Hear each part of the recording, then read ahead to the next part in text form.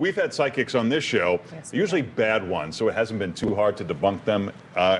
Shar Margolis was on, and she told Robin, I see an M or a J in your life. Well, Robin has a daughter, Mary, but that's about as close as she could get. Right. And I'm going to zip through this as you watch it here. All right. Does she have a boyfriend? She's only 6. She's only 6. Okay. I let you know. Okay. I also help people prevent problems and attain goals by using helping them use their intuition. Okay, so how do you explain you failing miserably here? It was in the director's cut. Unrated. Jesus, as you've never seen him before. I couldn't breathe. My face was all swollen. Full-on King James version, baby. Don't rape a dolphin. Welcome to Atheist Airwaves on Secular FM, your source for a secular perspective on news, religious idiocy, and despicable hilarity. I am Jay Guerrero. I am Robert Rucker. I'm Amanda Heckart. And I am not Susan Turpin. She's absent this evening, but you can still find us on Facebook and Twitter by searching for Atheist Airwaves. We record live every Tuesday at 7:30 p.m. Central. So if you're listening via podcast, we encourage you to join us in the Ustream chat room where they say things that not even Jay would say on the air. Oh, so who are you? I am the Magic Man. This is Christian Ferris. So, yeah, well, I think we traded out, me and Susan. I sent her to the street epistemologist. I needed a break from you, and then I needed a break from Susan. So pretty much, I'm just the prima donna. It's like, no, out of the show. You are the Nazi. Where were you last week, Jay? Where was I last week? I don't know. Oh, I was on the beach. I'm glad the break was nice then. No, I was on the beach for part of the weekend. I had a friend come from out of town that I had to arrange a situation for. We'll leave it. Was it at like that. Was it drugs, abortions, what? Murder for hire. All of the above. Oh, interesting. Fifth Amendment. All right, so let's talk about our intro audio. This week it was Larry Potash from WGN News in Chicago. I love the hell out of this guy. And basically, he was introducing James Randi, who was going to be on their show, which is even better. But he was talking about a psychic in particular that they'd had on the show previously and just how awful she was. And he called her out on it. I loved it. I mean, he unabashed, just bam, you just suck at this. It was so refreshing. You rarely see them called out like that to their face. It was awesome. And on live television. Yes. I don't know how live it was. It was live. Was it live? Yep. As live as It gets. was on the news. The funny thing I thought was, he said she gave him a name with M or J, which are the two most common letters names begin with. Right. Really? Yes. I didn't know for that. both male and female. And then when she started going down the wrong path with, does she have a boyfriend? Well, she's 6. She said, oh, well, maybe it's someone on your father's side and blah, blah, blah. And she's just getting nowhere. But the thing is that the woman she was talking to, the co-host, what was her name? Robin Baumgarten. She was totally credulous. I mean, she was going with it. As most people usually are when they do these psychic appearances. So I wonder what drove this guy to be like, this chick's a quack. Like, is he a closet skeptic or what? Common sense. Yeah, you don't have to be much of a Quite skeptic, right. really. Just in the room. But I think he's not that closeted as a skeptic. I mean, A, he's promoting James Randi on the show. And Right. B, immediately after the clip we just played, Robin, his co-host, is all like, oh, it was my fault that she wasn't doing it well because I couldn't remember anything about my kids. And he's just closed-minded. That's the way he is. So they had clearly had these conversations before. And Am I supposed to know who James Randi is? oh, man. Yeah. It would be nice. Have I met him? He's amazing. James Randi is amazing. He is a skeptic. He's the head and namesake of the James Randi Educational Foundation. He did. Do you know who is that magician that he Probably not. outed? David Blaine? I don't know. I'm just naming dumbasses. The chat room would know. The Amazing Randy. That's his name. All right, now I have to edit all this out. I was really hoping the chat room was going to help me out. Penn and Teller? I mean, what are we talking about? No. This is a guy who back in the 70s was do your own damn homework thing in your chat room. Can't believe I'm having such a brain fart. Back in the 70s, he went on the Tonight Show, and Johnny Carson actually helped James Randi ambush this guy who was going around the circuit, charging people money. Uri Geller, thank God. Okay, yes. And that wasn't the chat room. That was all me. But he would like bend spoons with his mind and stuff, and he would be able to. So he's related to Sarah Michelle? Allegedly, right. Huh? He's related to Sarah Michelle? No, it's spelled differently. Oh, okay. Just checking. I might give him a pass. If he but he was going on the Tonight Show, and Johnny Carson kind of, with James Randi's help, ambushed him and said, well, here, do this. And he was like totally couldn't do any of the tests that he had. So it was awesome. So he does that. He has the $1 Million Challenge where he... Oh, I know what that is. Okay, that's James Randi. Okay, cool. So I knew anyway. a thing. Congratulations, Jay. Someone put that in the Atheist Airwaves scrapbook. On this day in 2014, Jay knew a thing. You know something very important that I noticed about this video, or actually it was one of the comments that was posted. Of course, people are defending psychics in general, saying, it's a shame that these charlatans get all the airtime while the real psychics do it for, I don't know, the love of the game. Right. And this woman, and I made a note of what she said. She said, I've had a legitimate medium say things that were absolutely impossible for her to know. I'm an educated woman who is skeptical enough to avoid providing any information that would allow a cold reader to succeed. And I'm analytical enough to figure out if someone was guessing. And that struck me as probably the reason that psychics get so much credence, that people don't want to admit that they're gullible and stupid. And they say things like, I'm skeptical enough. And when you say that, you've lost. You're obviously not skeptical enough. Right. I mean, it goes back to, I think, what we were talking to Greta Christina about, how once you have made a decision, you will do anything to fool yourself into thinking it was the best thing and the best decision you've ever made. And it's the same freaking thing. I'm going to make a counterpoint here. Okay, so let's just pretend for a second and say that there is some weird fucking realm that science hasn't figured out yet, that psychicism or whatever is real. So how are they not skeptical enough? You don't know that person. Well, I mean... No one is. I mean, you cannot be so skeptical that you would be immune to rationalizing and cognitive biases. Exactly. It's not, skepticism is not something you reach. It's something you do, something you practice. Yeah, I get that. But what if, and I don't believe in psychics, but what if science just hasn't figured it out yet, and some people can do it? Well, that's possible, but that doesn't mean we shouldn't be skeptical until it's proved. Do you see the point I'm saying, though? No, I think I do. Let me go here with this, because I really don't think it's possible, because even though it would be difficult for science to isolate a supernatural phenomenon, because we can only study natural phenomenon, what we would see is an effect. And if there were an effect, we would already know. So someone would have won the $1 million. Right. Yeah, I agree. I'm not questioning that. Okay. No, I know what you're saying. I'm playing games here. I'm creating disagreement like you like. This is episode, what, 43? This is episode 43, and in that time, I have been corrected twice. And this is one of those times. Ustreamer 460847 in the chat room notes that it was not Uri Geller on the Tonight Show; it was Peter Popoff. Similar douchebag, though. Cool. So let's talk about some my favorite thing in the world: anal jihad. Anal jihadi. I don't know who the hell the Wahhabi are. I don't know if that's like a sect of Wahutu Muslim tribe or something like off Ace Ventura. I don't know. Anyway, they... It's a good thing that there aren't a lot of Muslims that listen to our show.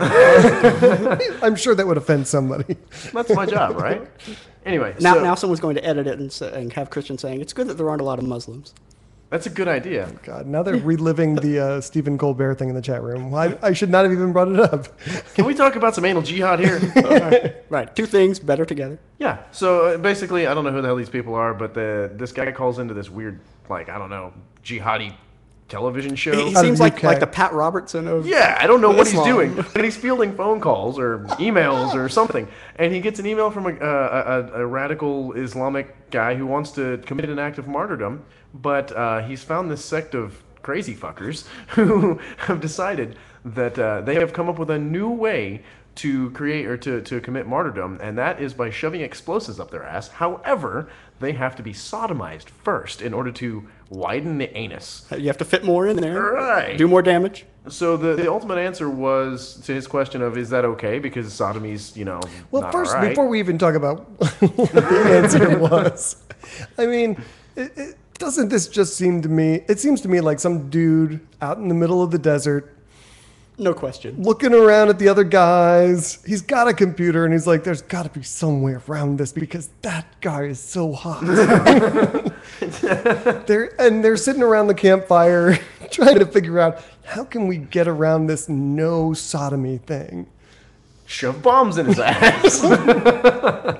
Someone's playing with plastic explosives. They're making penises like dudes do when they're around, You can't deny it. Is that really I'm not something dudes do? It surprisingly is, yeah. Yes. There's a lot of drawing. Have you never been to a Geeks Who Drink event with Choppa? Not recently. You don't have to be recently. That's all he did was draw dicks. This actually happened at karaoke. Our own Jesse Garza made a penis out of a napkin. Anyway, Anyway. I was there at that. That wasn't really phallic you went- shaped. you went Yeah, home. it was not functional. Oh, That wasn't a functional penis. It was It really flaccid. served no purpose other than cosmetic. Okay. So anyway, I just want to say, to get this back on topic, Jesus Christ, I feel like these guys are spending way too much time trying to figure out ways of getting around the thing. Just do it. Right. Just go in your tent, your whatever, the Religion. yurka. Well, he's Is that a thing? Did I just make that word up? Because well. I mean, if you think about it, he's doing what Catholic priests do, kind of. I mean, he's using faith to rape another man. If there is a guy out in the desert trying to get some, young 14-year-old, I don't know what you call him, Muslim jihadi extremist. I don't know. is it rape if they're consenting Right. to having Well, explosives he's- shoved up their ass? He's convincing him that he needs to be sodomized for a different purpose. Well, no, it was the sodomizing was the guy's idea that called in and said, "Hey, is this okay? I Yeah. need to widen Yes. my anus." I don't know. Maybe So maybe what I I- listened to it wrong. what I think is wrong here is that it's not the religion is the problem between him and getting the sodomy. Yes. Right. So he's solving the problem by circumventing the religion. The other way, they're using the religion to get the sodomy. Okay. So- Yeah, that's, yeah. that's true. That's true. But yeah, that's what I know. I mean, the quote that I wrote down was the guy who was answering this guy's question said, "Necessity makes the forbidden permissible." Right. So necessity, religion has made it a necessity to shove a bomb up. Well, shove a penis up your ass and then a bomb. Even worse. I've got to say that those words echoed around the desert. Brothers, we only need to find a necessity, and then we can do anything. As long as it involves blowing something up. Exactly. I'm actually kind of on board with this. I like blowing shit up. As he said, jihad is the pinnacle of Islam. We'll Maybe- find you some C4 and send you to your 72 virgins, Jay. I get 72 virgins too? And they were, what did he say in the video? Black-eyed virgins? Black-eyed virgins. What was that? I don't know. It's like Black Eyed Peas Is is that a the new color? band. Is that the color, or is that Oh, domestic violence? I missed that. I was like, I'm such of a pure mind that I instantly went to obviously the color of the iris. But no, I think you're right. Is it a color issue, or is it, virgins who got will lots listen to you? I don't know. Virgins aren't fun, man. They just, they never mind. You have to break them in. Post-show. Is what he's saying. Post-show, guys. I also kind of get the impression that these guys are focusing on blowing up infidels to avoid thinking about sodomizing other men. And I had just a piece of advice. Maybe you could just go ahead and have sex with other men in order to distract yourself from blowing up other people. In fact, I was thinking there has to be a huge market in that part of the world for mujahideen porn. I mean, Yeah. go into your neighbor's tent, nail them, tape it, profit. Seriously, probably in this part of the world too. No, you're probably true. Yeah. And Atheist Airwaves will let you do that for a 20% cut. But We'll just let them do it. For the idea. we're giving them the idea. Have your people call our royalties. people. Do we have people? So we'd have We do have a people. You have a few. We have one people. Men of the Mujahideen Part 1, Volume 1, whatever. It could be like a series. That's all I can hear in my head. 24/7. $7 an hour. $7 a minute. All right, let's move on. Please. So Polly Neese was a bank teller for U.S. Bank, but was fired from her job for, as she tells it, telling her customers to have a blessed day. It's a reason enough for me. Right. Yeah, I'd be okay with. Oh yeah, that was gonna be my first question. Was how do people feel about that? What irritates the shit out of me when people do that? Have a blessed day. God bless you. Go F yourself. I equate have a blessed day with Wicca or paganism more than I do. Not it me. is. I see Not what you're at saying all. because they're trying to get around saying, God bless you, or in Jesus' name, or something. I don't think they're trying to get around it because I know a ton of Christians who Right. have, Well, she wasn't. yeah, she was clearly not getting around it. I mean, okay, let me just say that personally, like, it's one of those things where, I mean, there's a lot of things that theists say that make me roll my eyes. Yeah. I don't really care. If someone in my department was doing that, I would probably tell them to knock it off. But by itself, it wouldn't be a fireable offense. Sure. No, yeah, I agree. It's not something you can actually fire someone over. Not immediately, anyway. That's true. Unless if you're you in set a up- right-to-work Well, state. if you set up a precedent or not a precedent, what's the word I'm looking for? pattern of A behavior. pattern, that's the word I was looking for. If you set up a pattern of someone doing this, then maybe then it's fireable. Yeah. So let's go on to the rest of the story because her side of the story is kind of bullshit. I just handed it to you. Yes. So included in her lawsuit is verbiage from the warning her employer gave her, which reads, on Saturday, July 30th, a customer came into the branch to cash a check, and when you asked for his signature, he exclaimed, "Oh, Christ." And you asked him, "Did you just take the Lord's name in vain?"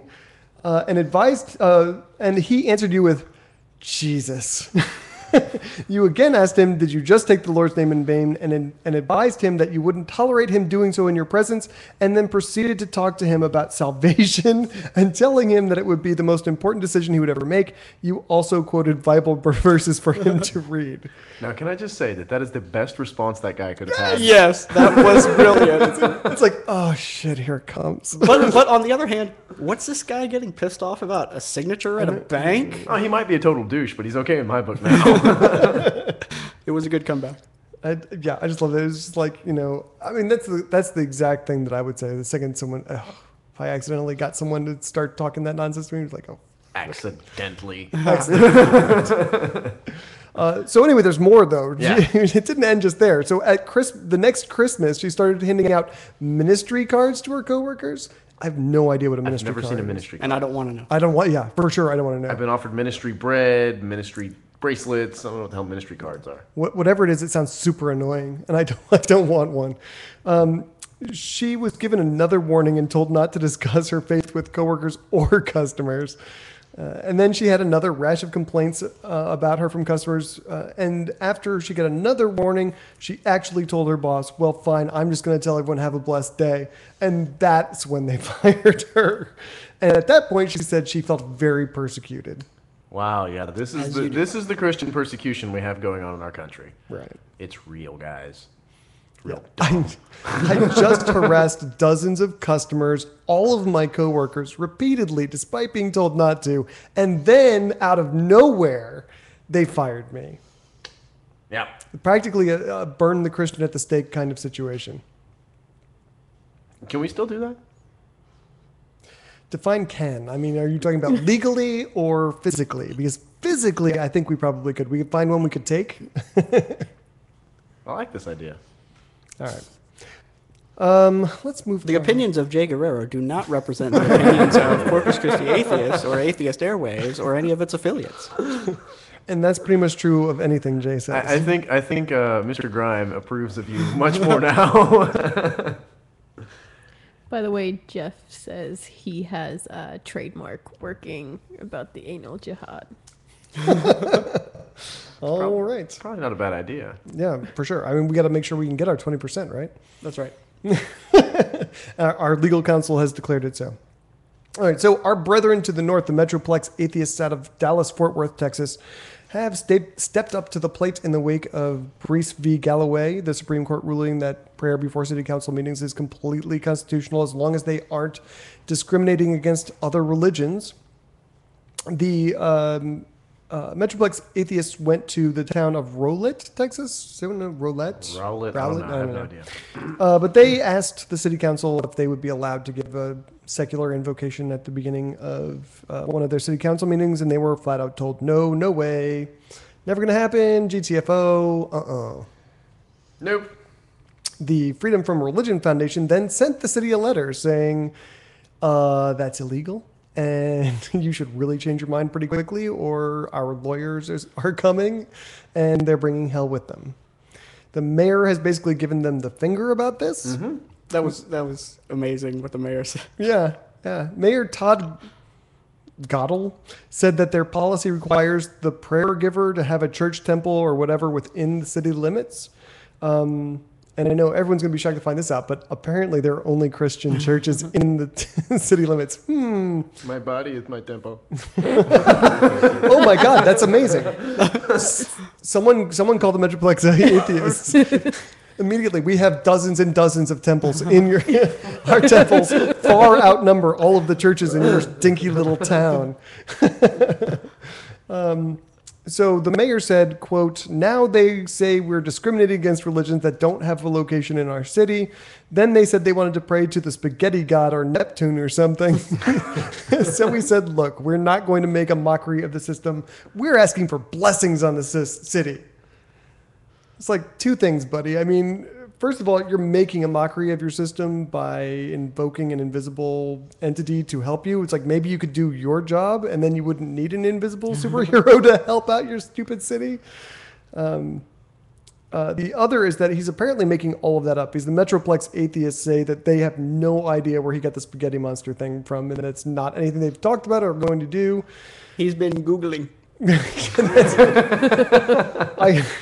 Although I have to say, I imagine that all of these people have been talking about, pastafarians and, oh, what a mockery and blah, blah, blah, blah. So they're probably just saying that, in general, they've heard about this spaghetti thing. Right. And I think it was Hemant Mehta said, yes, spaghetti god is too ridiculous to be taken seriously. Come back when you believe a man walked on water and rose from the dead to unmake the mischief of a talking snake. That's amazing. Ustreamer 460847 in the chat room says, the spaghetti god, that's making a mockery of my pastafarianism. And I'm thinking that's dead on. I mean, even if it's... In a way, that is blasphemy. Yeah. Well, and also, I'm just saying, can you discriminate against pastafarians? I mean, over and over again, they're losing in court. In general, no. Yeah. It is, even if you find that it's... a mockery of religion, it's still a religion. Yep. Sorry, guys. That's how religions start. I mean, what did the dude walked on water and came back from life or what? Yeah. He came back from life and then back from unlife. Okay, you go sit over there for a little while, Jay. I'm not talking now. But I mean, this is the results of your work. I mean, congratulations, religious right. You have gone and cemented into place laws that make it so that you have to let pastafarians into your city council meetings. Sorry. You have sown the seeds of your own destruction. Yeah, exactly. It's just like all of these gay marriage bans all over the country. That is what made it so easy to get knock them down. Yeah, boom, boom, boom, one after the other. We could not have gotten this far without they the set help. them up, we knock them down. It's amazing. So thank you so much. Please continue your good work. Indeed. So a little follow-up on the Huntsville. What was Huntsville? What? I don't remember. Alabama. Alabama. So they had rejected the invocation by Wiccan in their city. Well, there's a little bit of follow-up. They are still not going to allow him to do it, although they say that maybe in the future will consider him. They're going to do some education Right. and introduce him gently. But in the meantime, they replaced him with, just different sects of Christianity. They invited a Methodist because they're so brave. Like, we need a little bit of diversity in here, so we're gonna ask a weird Christian. What's a weird Christian? I'm surprised they didn't ask a Mormon or something. It's like, a Methodist. Those are weird. Let's have them. An evangelical. Yeah. So it drives me crazy. Although I got to say, like, the city attorney obviously smells lawsuits coming down the pike because he was running out there going, whoa, whoa, whoa, whoa, whoa. Backtracking. Right. Really badly. And so they are going to let him back in soonish. Eventually. And they've also said they're going to have a Hindu in there. So, I mean, it sounds like it's going in the right direction once the lawsuit started. It just blows my mind that Christians are so freaked out when someone is not a Christian, no matter what else they are. I mean, clearly they even think the Methodist lady is kind of weird, right? Right. It's like we all wear red, but today we're wearing maroon. It's totally different. You see how we've done this. It's diversity. Are they going to let the Hindu guy pray to just one god or all 10,000? That's a good question. I'm sure the Hindu guy has what he wants to do. I can't imagine the way this county attorney was talking. There's no way that they're going to tempt the lawsuit gods any further than they have. They also went around and talked to the city council members, and the city council members feigned. I can't even say they feigned. They said they had no idea how this happened. Well, apparently the guy in charge of coordinating the speakers is some It's a priest, reverend. yeah. So I wonder how this happened. Watch out for you banging the mic. Yeah, exactly. But I mean, is that a job that shouldn't that be a secular job? should be at least a committee, maybe. Shouldn't they all be secular jobs? That's what I'm thinking. Government in general? Just saying. Yeah. So that bugs the hell out of me. But I do the other, what was his actual quote? His actual quote. This is the city attorney. The county decided to pull back to do some education maybe and introduce him more gently at another time. How do you more gently introduce? How does that happen? Lube. What? Lube. They're not going to call him a Wiccan. They're going to say he's a woodland Christian. Woodland Christian. He's of the nymph tribe. Maybe if they put him in a cage and it was just like an attraction, come see the freak in a cage. And they'll let him, watch him do his little prayer. No, I'm sure in our lifetime he'll be allowed to give the invocation. Oh, sure. It'll be much sooner. Eventually. Well, I mean, we may all not live to the end of summer, but I'll bet you some of us will. The way this show's going, yeah.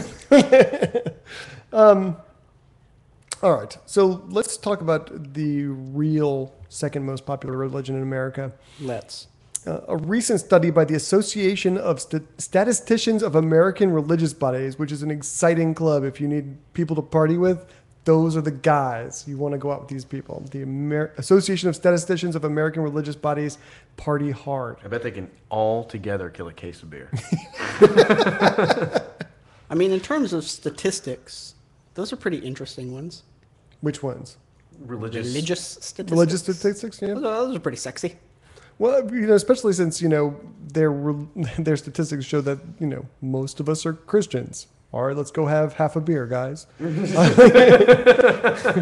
But they recently did a study at looking at what the second largest religions in each of the 50 states were, which I thought was interesting. I was surprised that Islam was the overall number 2 in the United States, racking up 20 of our 50 states. Does that surprise anyone else? I expected it to be Judaism. It did surprise me, yeah. Well, I mean, I just figured it's so overwhelmingly Christian that whatever was in second place was going to be a statistical crapshoot. Yeah. That's a good point. What was the other one, like Buddhism or what the fuck was that? Baha'i was the last one. The hell is Baha'i? It's a new age kind of. They believe in a lot of different. They absorb a whole bunch of different holy books from a bunch of different religions. So it's the shepherd's pie of religion? Yeah. Yeah. Much.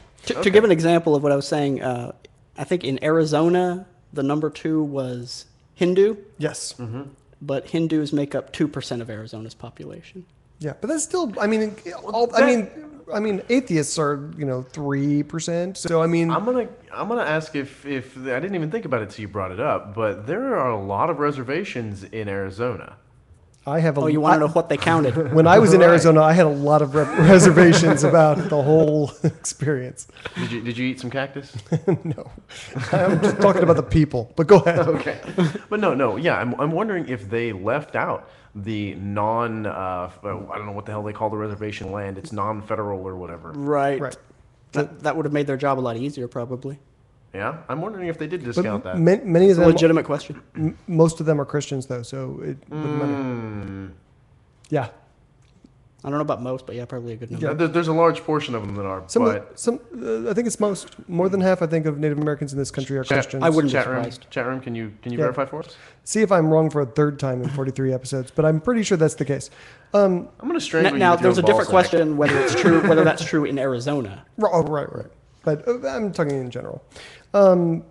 So Islam was number 1. Judaism was next with 15 states. Buddhism was took 13 states, which was also a pretty big surprise for me. I'm surprised. I've met a lot of people who claim Buddhism, but Yeah. are real assholes. It was those it was that West Coast. Yeah. It's like the Buddhist with scare quotes around it. I had a Buddhist threaten to kill me. Oh. Although That says something about you. Yes, I was going to say I blame that on you, not so much as the Buddhist. You could draw. You guys have so much faith in me. Thank you. No, we have evidence. All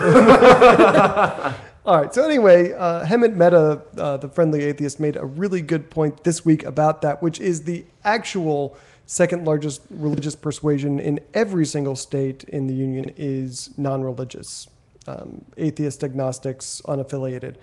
I think that's a really strong and a really fair point to make because I loved that. Yeah, I mean, because if you're talking about figuring out who we are as a country, even if you're going state by state, knowing that, and what you were just talking about, the other ones are just blips. They're statistical blips. This is like a 20 to 25% blip in that demographic. It says a lot, and I think for me, it says a lot that it would never even occur to these people to include that. Chat room has another valid question. I wonder if they count inmates. Well, then it's all Christians. I mean, in the United States, we actually incarcerate 93% of the people in this country. So we incarcerate 93% of the people. Seems like it, doesn't it? And Is that stats on that came from. No, that's an honest, true fact. 7% are guards. I think you're getting your facts from Cat Facts or something. I don't know. But Oh my God. I did. This is a total tangent, but I just saw a stat the other day about how many people we incarcerated in the 70s compared to today. It was like less than 500,000 in the 1970s, and today it's like 4 million or something like that. that's because everybody was doing illegal shit in the 70s. Then why weren't they in jail? Because they were all doing it. They're like, fuck, we're overwhelmed. all the guards were high too, so they. Now the rich people have figured out a way to get away with their illegal shit by putting the poor people in jail. Or no, they've Actually, really good point you make. They've actually figured out a way to have less punishment for their illegal shit. That too? Yeah. So well, but also they get away with it, and they can buy better lawyers. the rich people are building prisons and they are profiting per prisoner. So we've essentially, I don't know what this has to do with what we're talking about, but it's another game we need to get into. I We have build a church prison. I've got one in my basement. It's not official or anything. I have people down there. Why haven't I been invited? How many people can you fit down there? I bet. How many do you think you can fit? And then triple it. That's how many we can fit. And this is how the American justice system works. Literally, she just gave you a good example of how that whole goddamn thing works. I am a criminal justice major. That scares the hell out of me, Amanda. No, can we seriously make a prison church? Yes. So you get working on that. Okay. The Let us rest know when it's done. Church to take prisoners to? Or No. prison, A prison for to take churchgoers? churches to. Anyway. Illuminati. Kill Humanati in the chat room says prison owners have sued the state because they weren't arresting enough people. I don't know if that's true, but it sounds scarily like something that could be I could true. believe that. Like, That's like an Onion article that you're not real sure about. Yes. Not theonion.com. Contractually, you promised us you were going to find X number of felons to put in our prisons. You have not made a good faith attempt to. Yeah, exactly. Yeah. I don't know if it's true, but it sounds like it could be. So it's probably true. Let's call it true. Like, it's true. It's totally true. We looked it We up. can solve this. Yeah. Transfer the overpopulation in state-regulated prisoners to privatized prisons. Okay, say this again. Transfer the overpopulation of state-regulated prisons to privatized. Damn right, because we're not making any money off those state prisoners. Yeah, there's dead weight. So we are monetizing, and we're basically creating a profit center out of people. Yes. I'm down with this. It's slavery. It's what we've done with students. I mean, we've made absolutely. students profit centers. Yeah. Everything in our goddamn culture. And I know there's going to be someone who's going to be upset that we're all. You guys are shit skeptics. We're kidding, man. Our goddamn chat This room. guy is a shit Hashtag sarcasm. Yeah, that's funny. Our whole goddamn. You had a thing Oh, to our say. whole god. Sorry, I got derailed by our chat room. Our whole goddamn system is set up to monetize everything: food, medicine. I'm surprised we haven't found a way to monetize breathing. I mean, hell, look what we do with water. Yeah. Now you're getting on Look my what we level do in again, Detroit, Christian. yeah. You're right. Let's I'm not do something ever- about it. Give it a little while. Pretty soon the cities will become so polluted we can't breathe. I don't think that's going to happen because I think it will. Well, anyway. I think Let's I think build a that's going to biodome. happen. Let's build a biodome. We can monetize breathing then. You can put the church prison in it. Yes. Church prison in a biodome. All right, last word on this. Churches are already prisons. All right, fair enough. Tell us what we're doing on Sunday. So Corpus Christi Atheist meets every Sunday at 5:30 p.m. This weekend we're going to be at Surf Club. Is that right? I assume that's right because. Yes. Okay, cool. I'm right. If you don't know where that is, visit CC Atheist. This whole goddamn day, I swear to God. Visit ccatheist.com for a list of our public events. If you're interested in connecting with our affiliates, go to southtexascor.com and you can find our sister organizations there. However, Christian might blow an O-ring before that happens, so he may not be there on Sunday. Show up and find out because I may just show up all crazy and stuff too. That would be awesome. Crazy Christian? Yeah. Oh yeah. Come see that. So I think this next story is best told in the words of the Colorado Republican House candidate, Gordon Klingenschmidt, as he talks about a Supreme Court ruling and what he'd like to do with atheists as a result of that ruling. That decision by the Seventh Circuit Court of Appeals, there was a 7-3 bad decision that church buildings are somehow coercive. Just because you walk into one to have a non-religious experience, you might be influenced by the building itself, might try to convert you. So sadly they got that wrong and the U.S. Supreme Court declined to hear it. You know, take a moment and discern the spirits.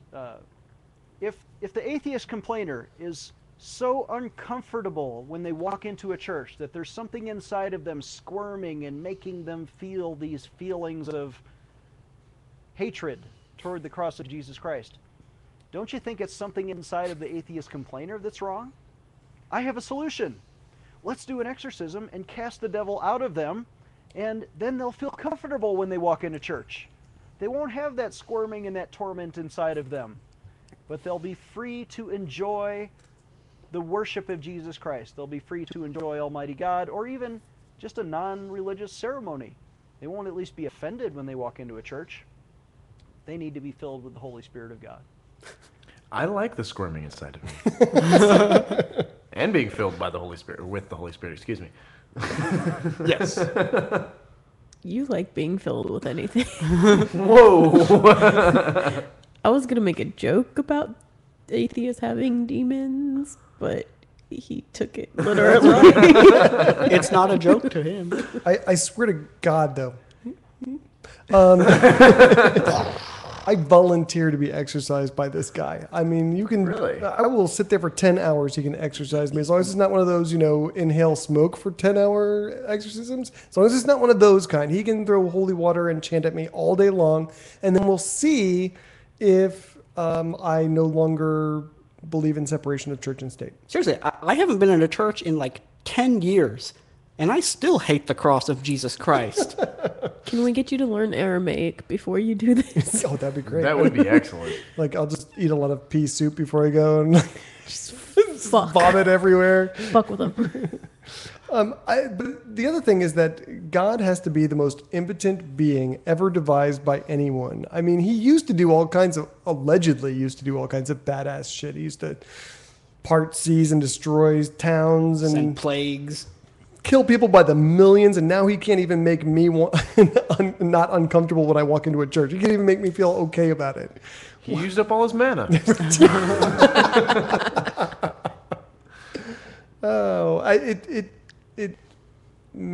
It's interesting that he thinks that if we are just exercised, that suddenly we'll like Jesus. No. Yeah, well, He's wrong. the other thing is Well, that that's what Christian wants to try. I know. I'm more than. I mean, you know what? I'm open to new evidence. Come And on, so- Klingenschmidt. I know you're listening. Right? I'm just saying, I'm open to evidence, and if someone comes to me and says, all I have to do is exercise you, and suddenly you'll love Jesus, okay. Like I said, as long as it's not the kind that kills you in Pakistan. Am I the only one who found it very erotic, what you were saying about being exercised by this guy? You're like, this is sexual. That's what it sounded like to me. You want to Okay. be exercised for 10 hours by this dude. I want to say you're the only one in this room. I don't know. I just imagine Christian being put on a treadmill. For 10 hours. I could do that too. I will do whatever. I mean, let's test your claim. And fix the mic, and we'll He's going to pop a blood vessel. make all the noise you need to. Your vein is throbbing. Sorry, it's been such a day. I can't even tell you. Now, one thing that was interesting is Hemant Mehta, again in his article, a friendly atheist, said, it's not that atheists hate Christianity, but what I want to say is speak for yourself. Yeah, that's a fair point. I mean, there are plenty of us who are anti-theists. Yeah. So speak for yourself, guy. I don't know. So how many people would say, would you consider yourself someone who would say you hate Christianity? But hate's a strong word. Yeah, I'm pretty against it.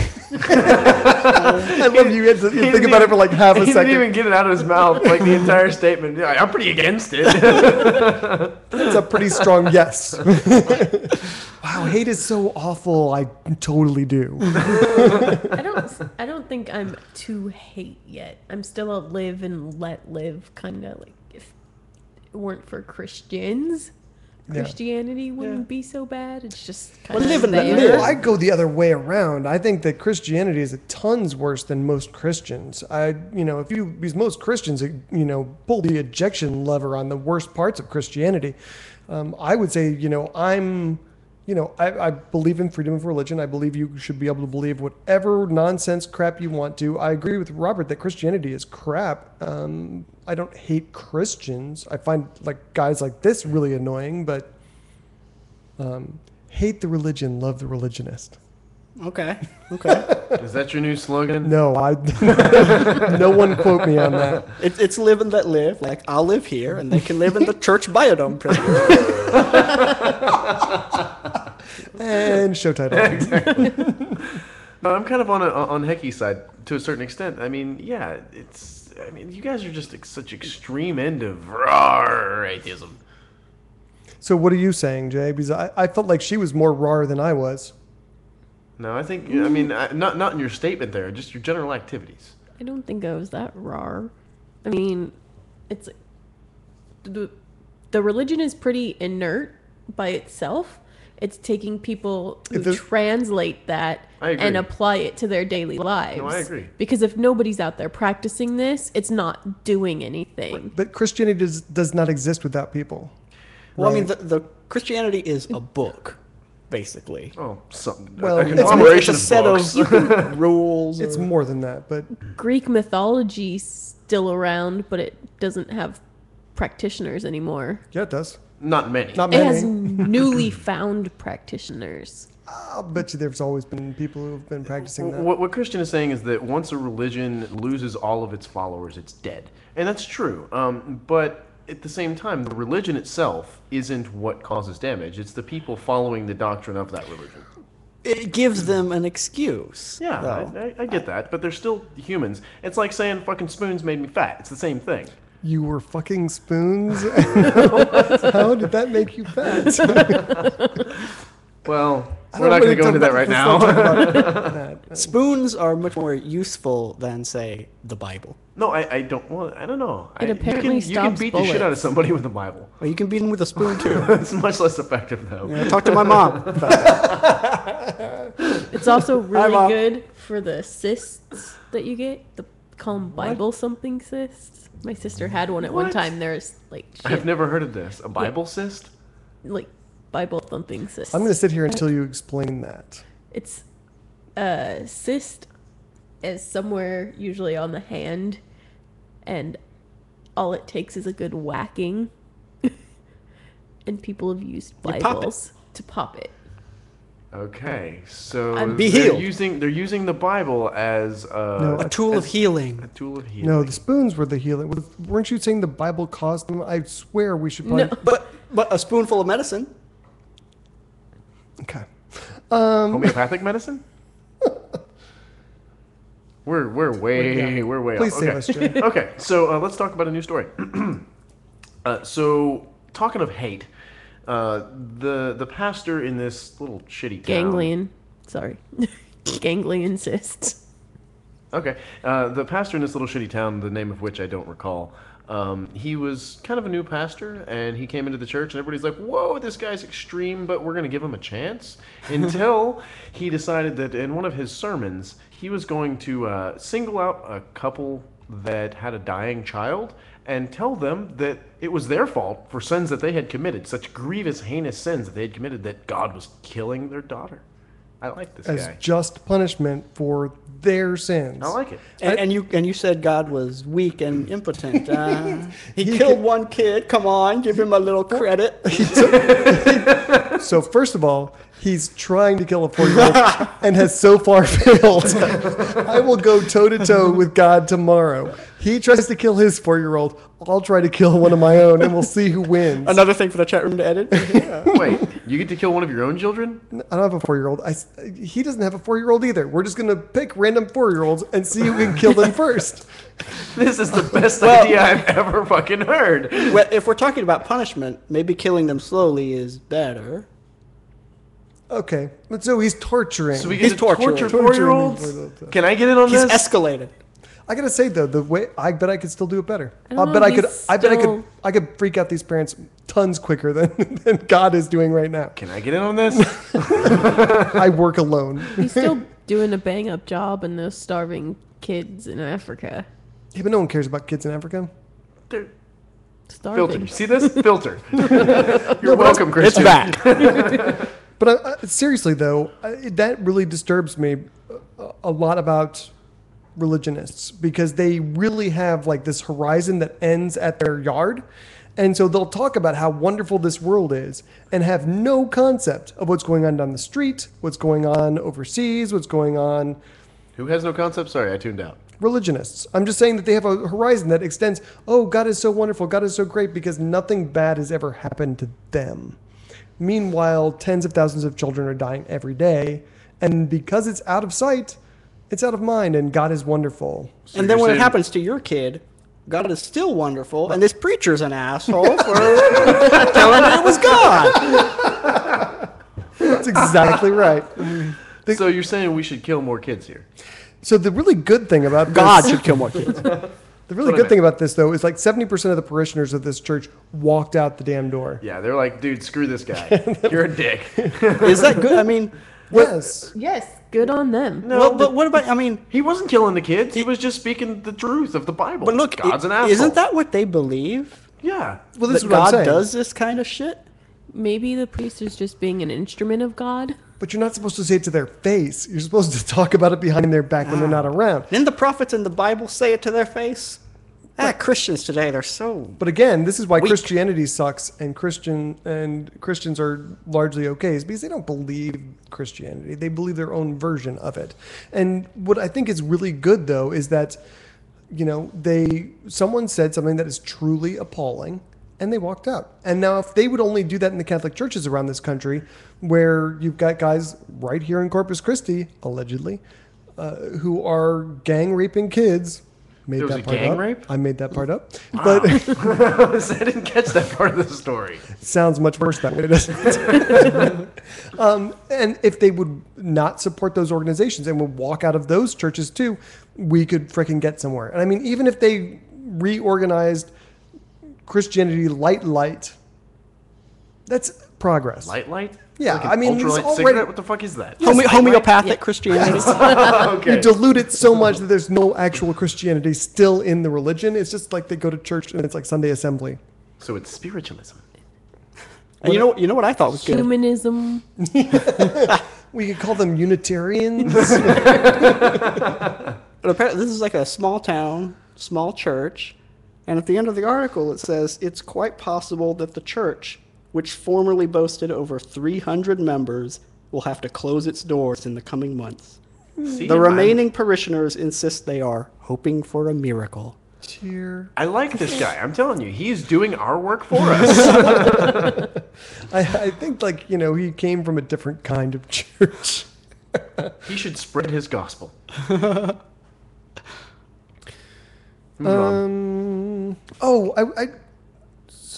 What was I going to talk about here? I Don't know. Look at me having to edit some more crap out. I had a conversation this week with A squirrel.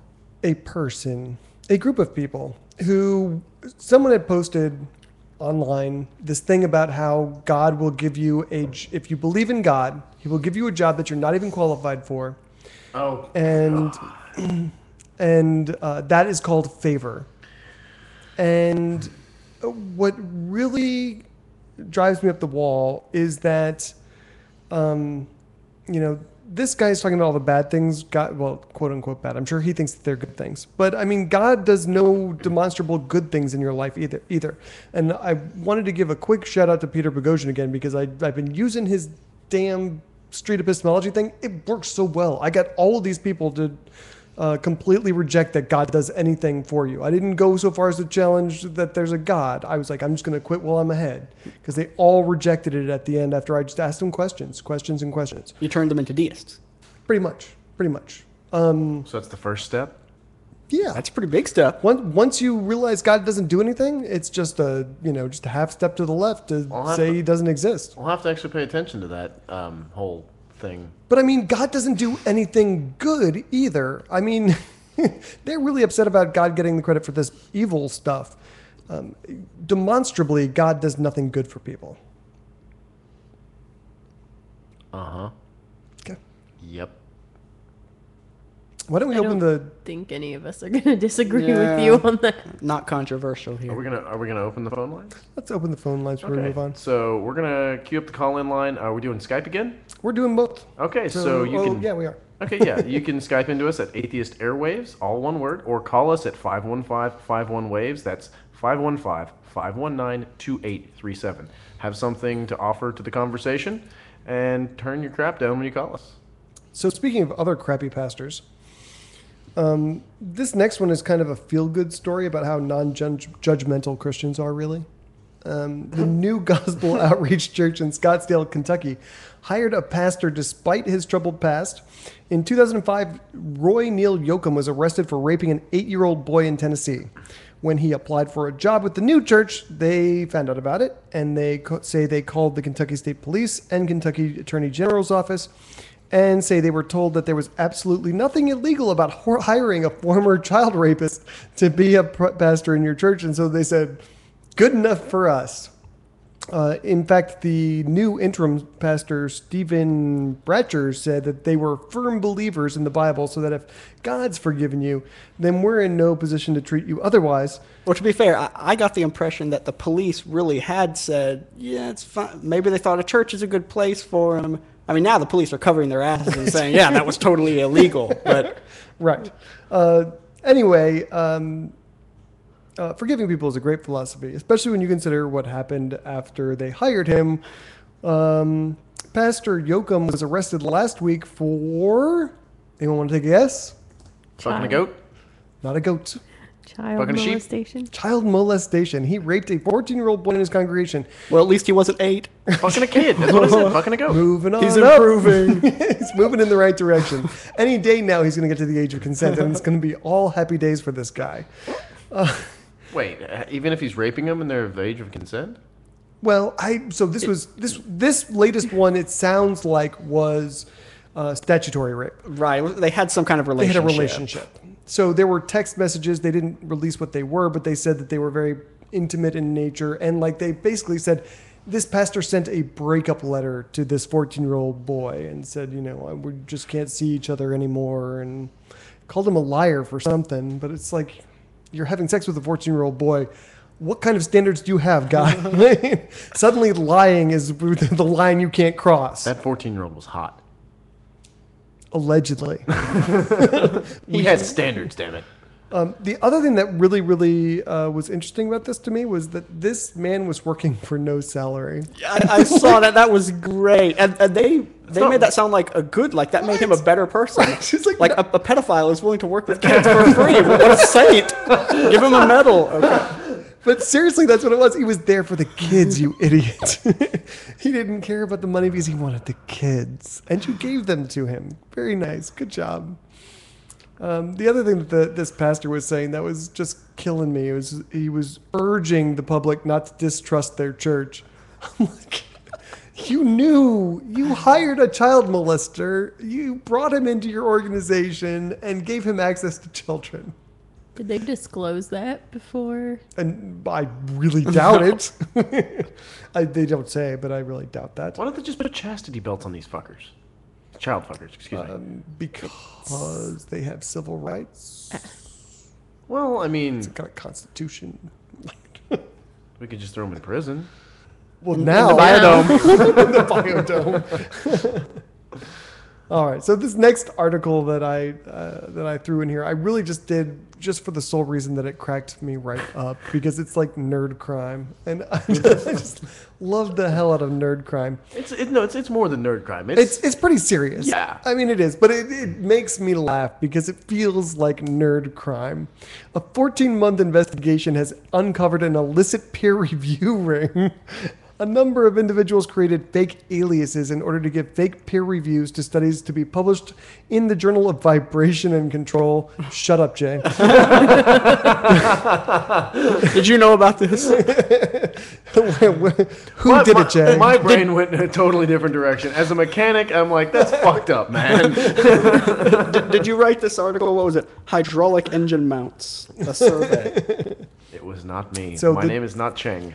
The journal has pulled more than 60 studies from its journal and basically fired its entire editorial staff. But this is nerd crime.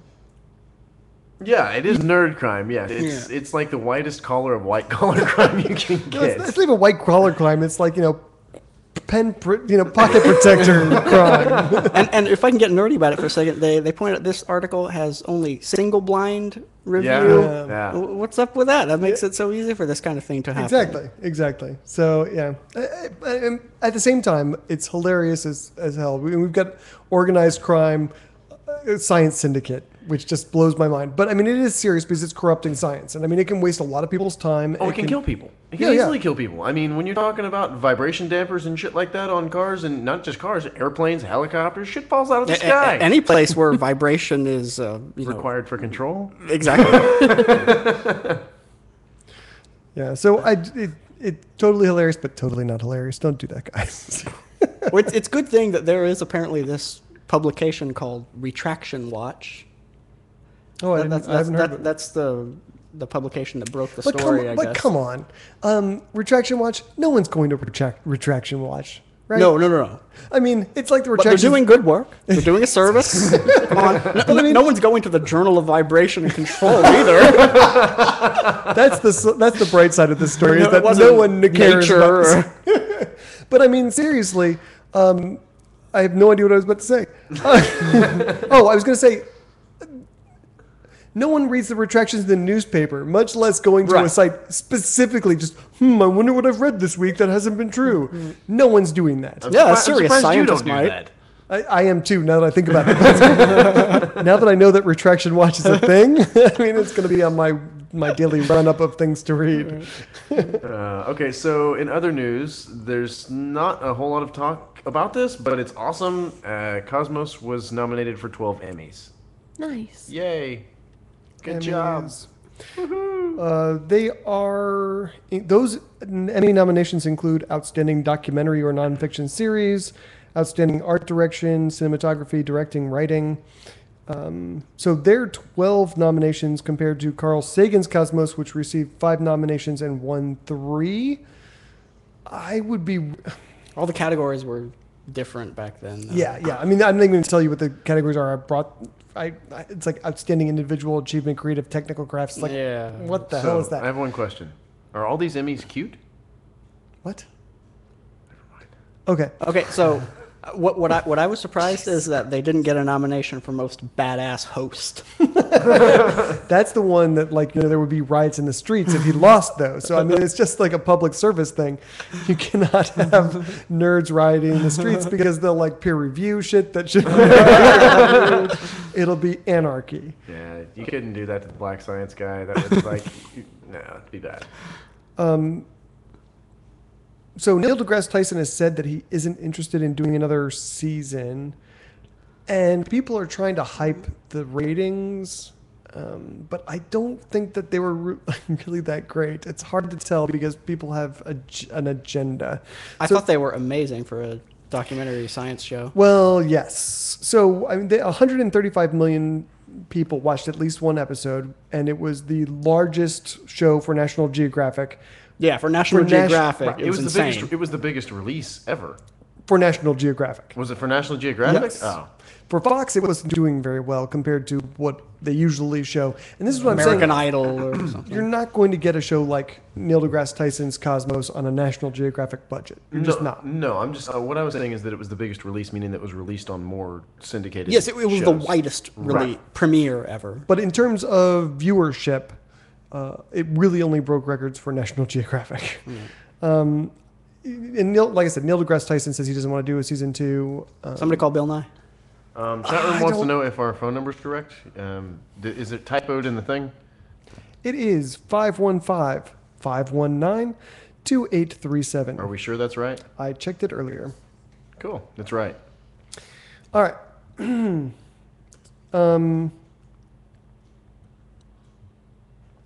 Let's talk about our upcoming events real quick before we move on to more stories. Okay, go ahead. So August 5th, Tuesday, August 5th, is going to be our interview with Candace Gorham, who is the author of the book, The Ebony Exodus Project, Why Some Black Women Are Walking Out on Religion and Others Should Too. You should show up for Jay's nap time. I've actually gotten a little bit into this book already, and it's pretty badass. I don't know what I expected going in. I mean, I know you guys can tell, but I am neither a woman nor am I black. I don't like to tell a lot of people that, but it's true. So I didn't really know what to expect from it, but the women she talks to are pissed. There's so much anger in this book, and it kind of is a counterpoint to Greta Christina's book, which is kind of the stories were all kind of everything worked out okay. Right. This was a lot of, and I'll give you a quote: fuck you and fuck your Jesus." That is the tone of this book. It sounds awesome, but I still don't know why the hell I'm going to be there. I'll take your spot. I'll explain it to you. This sounds like a book I want to read. I like this idea. But it's just so visceral. I'm really getting into it already. So, I mean, just from a human standpoint, just to hear a different perspective and someone coming from a different culture than I do. Last week on the show, we talked to Stephanie Moon about her work on the border. She was on our post show, which is the first post show we've actually ever publicly released. And as a result of the conversation we had with her, we were talking about feeding the volunteers down there. And we have so far in the last week raised $765 total, which is flipping amazing. We're now just collecting money to buy supplies like underwear, clean underwear that the women and children do not have access to. So if you want to go out and... What's wrong with going commando?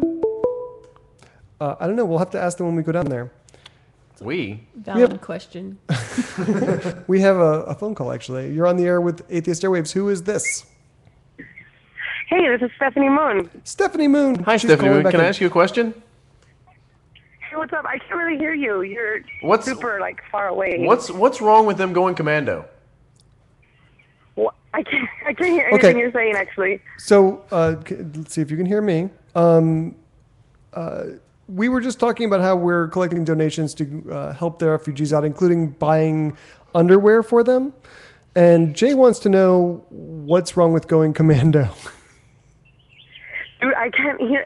All right. You sound mumbled so bad. Sorry. Let me try calling you back. All right, sounds good. Okay, bye. I feel like this is a legitimate question. No, I like the question, but for women or adults. Well, hey, it's okay. Let's wait until we get our expert on the line. So anyway, go to gofundme.com/RGV refugees. That's RGV as in Rio Grande Valley refugees. Give whatever you can, $5, $10. We're going to be heading down there this Saturday. So look for pictures on the Atheist Airwaves Facebook page after we get back. We're going down for a protest and drop off all of those supplies. So I'm really disappointed I can't go. I'm going with a sharpened stick. I'm not sure if I'm disappointed or not because I don't know what the fuck is going on. All right. So maybe we just get to that point of the show, and who knows if Stephanie Moon's going to come back. We're going to talk about the other Kickstarter first? Oh, yeah. Let's talk about that first. The last thing we wanted to note was that former Corpus Christi atheist member Kyle Sanders launched the Kickstarter for his webcomic Carbon Dating this week at the Amazing Meeting. We've actually talked about that comic on the show before. They already managed to hit their initial funding goal within 3 days and before the end of TAM. But they still have some stretch goals and have some pretty cool rewards, like getting a cartoon picture of yourself. So if you're interested in doing that, please head over to Kickstarter and search for Carbon Dating, or look them up on the Facebook or the web. Stephanie Moon, can you hear us now? Hey, what's up? I still can't hear you, but I'm going to try very hard to listen. Okay, I'm going to try and get... I don't know how to fix that problem. So I don't know either. Should I try calling you from Skype? Yeah, try... That, but Can you Skype? Hold on. Let me put you on speaker. Okay, can you say something real quick? Can you do Skype? Skype. Yeah, I Skype. Can you do it? Okay. Forget the phone number. Please, everyone, do Skype. That's very annoying. Okay. I really want an answer to my question. You're gonna get it in a second, you Patience. jerk. Not a virtue of mine. Work on it. All right. So anyway, want to now. These are people from, not from Mexico, actually. Central America. Yeah, Honduras, Guatemala, places like that. The amount of immigration, illegal immigration from Mexico has been very flat over many years. What's spiking is from these Middle Eastern. That's a hell of a walk right there. These Central American countries where children are being targeted by the cartels, and they are being pressed into service as drug runners, as assassins, and if they are saying no, they're being executed. Assassin sounds like a fun job.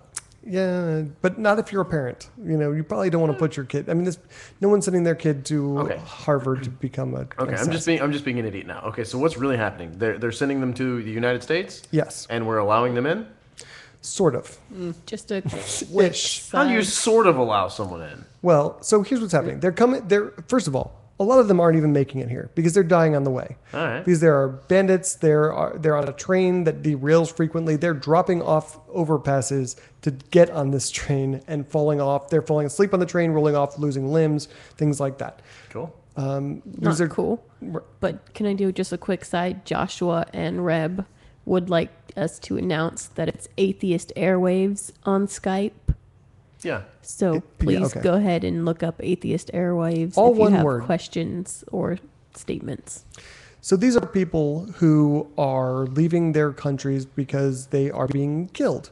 And they're showing up here and trying to find Border Patrol, which is pretty easy if you're looking for them. So they can turn themselves in because because the people they're paying to smuggle them in are telling them, oh yeah, you'll just go over there and get asylum or whatever. And that's not by and large what's happening right now. We're putting them in cages at the moment, overflowing cages. So we are allowing them in. Well, they're coming in. And once they're here, we have to do something with them. And what that is... Send them the fuck back. How do you do that? I don't care. You going to pay for that? We're paying for them being here. Not much. Yeah, it costs less to feed them, to house them, to do all of that, than to say, you know what, here's a plane ticket. Right. So they're coming in from Mexico. They're not Mexicans. It doesn't matter what country they're from. Right. But so you can't just shove them across the border because they're not Mexicans. So what you have to do is buy them a plane ticket if you want to do that. But first of all, we have laws. It's not a responsibility. We have laws in this country. I'm going to get to that. But we have laws in this country. And what the laws in this country say is that they get a hearing. This is a law that George W. Bush signed into law. I'm familiar with it. Okay.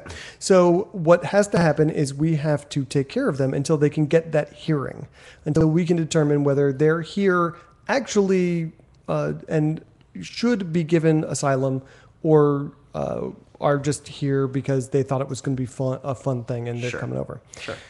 We have a moral obligation to people like this because... we don't. You feel like you do. No, we do. How? Because they are being killed and they're asking for help. You have a moral obligation, if you can help someone avoid being killed, to do that. It's just like if you see a sick, starving kid on the side of the road. Not if we wave a fucking flag and say, hey, we're going to help you. What? That's what it sounds like. That's what's making what you're making it sound like, is we have allowed them and basically sent a banner out that says, hey, if you show up here, we're going to try and help you. It says, send us your poor, your tired, your huddled masses. Yeah, there's something like a banner like that. Exactly. It's called the Statue of Liberty.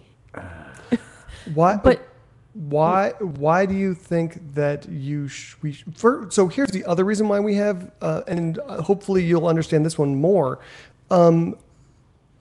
We actually caused most of the problems that are causing them. That's true. To die. I will definitely give you that. Absolutely. So their problems were created by the United States. I agree. We have a moral obligation, besides the fact that you have a moral obligation to help people in general. I mean, walking by someone you can help is immoral, in my view.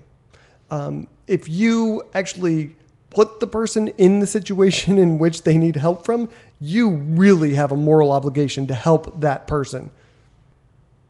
Through our foreign policy, through our drug war. I can't disagree with you on that point. I absolutely cannot. But you're trying. But I think it's absolutely absurd that we're spending additional resources when we have our own damn problems to deal with. We don't have problems of this magnitude, and we don't have the problems of people being killed and turned into assassins. We are talking about 60,000 people this year. Okay. During the Bosnia-Serbia thing, the neighboring states were taking in millions of refugees. Sure. We are the wealthiest damn country on the planet. We can afford to help these people. I can afford to help these people. We can afford to help these people, but we can't afford to fund women's rights. Oh, we can afford that too. Yeah. We can afford it. We're not doing it. So stop. Also, it's not a question of let's help our own first, because they're on American soil. Therefore, they're here. We need to help them. I mean, if it's... They're finding Border Patrol agents in order to gain that asylum. Whatever. It's in everyone's interest to make this country a safe place to be. I agree with that, but what does that have any bearing? So you're saying we shouldn't help starving orphans either? No more foster care, no more group homes, no, that's not at all I'm saying. That's what you're saying. Like... No, if you are a citizen, you're born here, and that's something that you're actively seeking out another country in order to assist you. And yes, I agree with what you're saying, is that yes, we caused much of that problem. So these 8-year-olds coming over by themselves shouldn't get any help. I don't think we should be. I don't think we should be incentivizing it. It's almost like you're saying We're if, not, if though. We are incentivizing it. No, we're saying here, we're going to give you a trial to see if you meet the qualifications we've deemed necessary for incentivized. asylum. It's incentivized. It's incentivized. You can go claim asylum in any country. That's true. Why are they all coming here? They're not. Whoa, let me stop you right here because they're not. Because every single country in Central America and Mexico is seeing these same people seeking asylum. It's not they're just coming here. They're going wherever the hell they can. Okay. Every single country. So why are they all making this incredibly dangerous trek all the way the fuck up here if all these other countries are doing it as well? Because it's better here. Because We're incentivizing them. No, because By being better? by being wealthy. Okay. We can afford it. Hey, so Stephanie, can you hear What's us? up, pimp? You can hear us now. That's good. Yeah. So Jay's question was, we were just talking about how we were bringing all the supplies from the donations that we've collected down there, including underwear for children and women and stuff. And Right on, yeah. Jay wants to know what's so bad about going commando. Nothing's bad about it when you choose to go commando, but I think when you're Okay, so if you really want underwear, well, I mean, it's not a necessity though. In close quarters, there are chafing issues. Hygiene No, I am issues. serious. I'm pretty sure kids leave skid marks. Yeah, no, I think kids need underwear. Buy them toilet paper. If little girls don't have underwear on, they're more prone to UTIs and stuff. I have a little girl, so I know. Okay, that's fair. Also, No, bleed I mean, throughs. yeah, and, dude, come on, they're kids. What the fuck? Do you know me? Thank you. No, she doesn't. And she's better off for not knowing you. I literally, I was listening to some of the stuff right now, and Jay, are you an atheist as well? I am. Oh, right on. Okay. Just derailed our whole conversation. Hard to believe, right? I didn't know that there was a divisive issue. Like this was a divisive issue between you guys. This is the first I've learned now, of it. and I was like, what the fuck? He's just not a humanist. Right. Jay's not a humanist. Why, Jay? Though I want him to answer why. Why what? Why does he think that living a good life is incentivizing? We're incentivizing them to come here if they are traveling this crazy journey that's so perilous to get here. Exactly. Mm-hmm. When they could seek asylum in another country. I don't know exactly how it's being incentivized or what, but obviously there's an incentive for being here versus being somewhere fucking else. And the incentive is that they're gonna actually, first of all, they're everybody who's coming here basically mostly has family already here or friends. You know what I mean? So I guess the incentive is that they're gonna live a good life with their family. That doesn't really sound like that just sounds like basically you're living a good life. That doesn't sound like something that's too ridiculous. I mean, you live a good life with your family, I'm assuming. Yeah, Jay, stop incentivizing people to come here by living such a good life with your family. Stop living a good life, Jay. Stop it. You're causing our immigration problem. And I obviously don't have enough facts and statistics and all of that about why, or the immigration laws, the immigration statistics, what could be detrimental versus beneficial. I don't have that in front of me, but it seems absurd that we are giving these people asylum, costing additional funds when we have our own problems to deal with that we could be focusing on. We have enough funds to solve this problem. We have enough and our own absolutely, problems. but we're focusing on this now, and we're diverting attention from things that we need to fix to begin with. I can't believe you're talking about benefit and detriment. I am. I mean, we're trying to save kids' lives here. How is Right, that right. how do you call that a detriment? It's not a responsibility. I'm not saying it's a detriment. I'm saying that we could be spending this focus, this energy on shit like women's rights, things that are already a problem for the people who are already here. And we should do that too, but it's not. I agree. We it's should not do one that. or the other. Well, I don't think it should be one or the other, but we're having a hard enough time doing it to begin with. But not because we can afford to. Go ahead, Stephanie. No, you're right. It's not an afford thing. It's cost-wise. What Jay's basically saying is that within our own country, we have our own problems or whatever, so we should focus on our problems instead of helping others.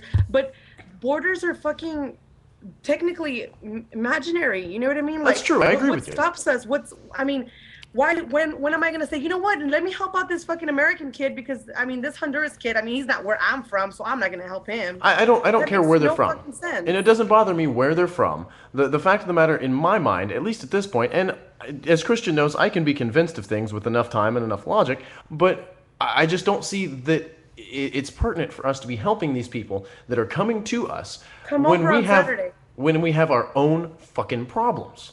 Well, Come over Jay, on Saturday. it sounds like what you're saying is if there's a kid and he's in mortal danger and he runs out of his house to a neighbor, and the neighbor should say, "Hey, you're not my kid. Go ask your parents for help." That's not at all what I'm saying. Because That's what you're kind talking of about, what you're talking about neighbors versus someone making a decision to come across this perilous fucking journey. Okay, so he goes to the next block over, and the guy said, "Go back to your own block. There's 3 houses over there that'll help you." I got my own problems. I gotta pick up Pizza Hut for my kids. This is my property. Go die on your own property and don't bother me, kid. That's exactly what your position is, Jay. I know what Christian's saying. If I'm involved in the middle of trying to keep my own fucking house from burning down, and a kid runs up to me, no, this country is. This absolutely is. How? This country's not burning down. The country is. When's the last time you were out of this country? Fucking. How is it burning down? This country is in distress and has been for a long time. Not compared to where these kids are from. No, I agree, but that doesn't matter. We have to save our own shit first. No, What- you already okay, agreed what that we can shit? afford to help these kids. help these kids. We can afford to do our own stuff. You said we can afford it. Monetarily? Yes. Absolutely. Okay, so what's the problem? Why are we not providing and focusing our energy on those things? Because people aren't voting for the people that are going to fix the problems. We've been voting for a long time. It's working real We? goddamn well. Mic drop. Jay, Yeah? do you speak Spanish? Some. Oh, okay. Because are you? I couldn't hold a on conversation. Saturday? No, I'm not going to be there. Why? Because you have to do other stuff, or? I didn't even know about it. Till His house is burning down. Well, I'm just saying, like, if you were to come through on Saturday, maybe you could ask these people why they're coming over here, and you could hear it from them. Sure. Can you come? From their own mouths. You I know have what to mean? work on So, Saturday, but no. All right. Come over when you can, and look at these children's eyes and tell them to go back home. She obviously doesn't know me. But if you're saying I really don't like kids. if you're saying this isn't our responsibility, It's not. that this isn't something we should be prioritizing, whose responsibility is it, and what should we prioritize above starving children, starving people? Say one more time, because Dead people. God's responsible. What should we prioritize above starving people, above people our own who starving people. How's that? The people who are already on our soil, who are citizens. We're all each other's people. What the fuck, man? We're all each other's And people. I don't disagree with you. I don't disagree with your sentiment there. I don't. But the fact of the matter is that we have people in our own borders already who are already part of our system. We've already been paying into the Social Security and all of that crap. This has throughout nothing their to do lives. with Social Security. No, what I'm saying Kids is aren't that- paying into Social Security. I'm not talking about children. I'm talking about the We're homeless. talking about I'm children. talking about the homeless population that we have in our country that we could be helping. I'm talking can. about Okay. all the other problems. So- Yet we're focusing on this right now when we could be focusing on We something can do else. all of those things. What There's I'm hearing- nothing stopping us from doing all of those things. You've already said that. So what's the problem? Monetarily, no. Yes. Monetarily, Yes. there's not anything stopping us because this country is very wealthy. But if we took the focus that the money's going to right now, that money needs to be. You have in order for the money to get there. Does he you know that have- there's no fucking money coming over here to South Texas? Do you know that there's no federal aid right now? There's nothing. Everything has been coming from donations from people I and the get city that. of Callan. That's There's fine. no fucking federal aid. I get that. And there should be federal aid appropriated. We can fucking do it. We just don't want to. Yeah, and I agree. We're applying focus here when there's plenty of other things that aren't being funded with the money that we could be funding it with. Okay, like what? What are you trying to prioritize above this? Yeah, what are you personally prioritizing over this? I'm not prioritizing much over this because I don't really get involved with much at all. But you're adamant about this. Yeah, you seem I to have think a very it's- strong I think it's fucking opinion silly. about it. I do. I think it's absolutely ridiculous that we're taking people into our borders and granting them asylum and giving it focus and giving it time and giving it energy when we have our own shit to fix. But we haven't granted them asylum, and we haven't said we're going to give you anything. These are Exactly. people, Most of these people will never win individual asylum cases. people, individual companies helping out. We're saying, here, you people need this. This isn't government funded. Yes, and it I'm should also be. hearing you say that we can only, as a country, do one thing at a time. No, that's We not can- true. We can't but do just one thing at a time. But we're not doing a lot of things that we could be doing. Such as. All the women's rights issues we constantly talk about. Okay, so there are millions of women, millions of people out there working to progress women's rights. Sure. Why cannot other millions of people focus on what's going on at the border? Why cannot another million people focus on taking care of our own? Because you're not going to get that many people to give a shit. So fix what's not affecting when you're us. Not when you're telling them, fuck these kids, send them across the border. Who gives a rat's ass? We should work on this stuff. That's the problem. Is that I have no problem whatsoever working on women's issues, working on atheist issues, working on racial issues, working on this immigration issue. I have no problem whatsoever, and I'm burning not just the candle at both ends. I've got the entire candle shoved into the goddamn oven. I can do this stuff. We can do this stuff. You don't want to, and I don't know why. I don't know either. Well, I just that's my knee-jerk reaction to the situation. Okay, well, maybe you should not take your knee-jerk reaction and actually think about it for a minute here and say, What she said. what am I trying to prioritize above this that I think we should be doing here?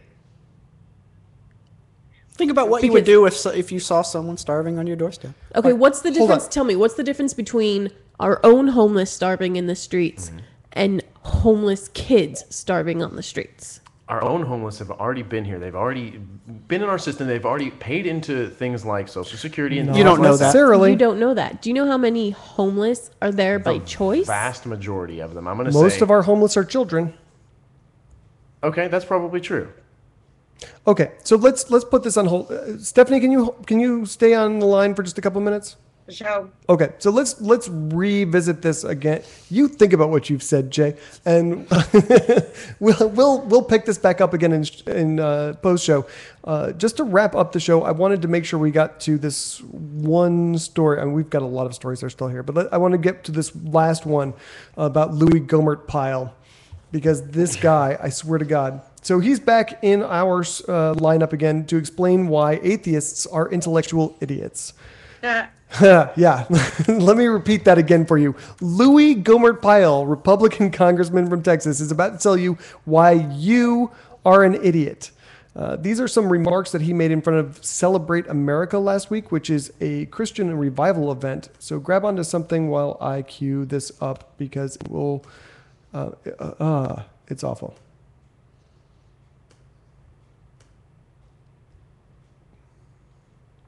Oh, and from Nacogdoches. Sorry, I've muted. And there's an old. I muted Stephanie and forgot that I was playing the audio on the same thing. Stop typing for a second, Stephanie. Sorry, babe. Sorry. There's I'm angry an old gentleman. God damn it. I wonder if I can just mute her. Oh, I think it only mutes us. Okay, just be quiet for a second.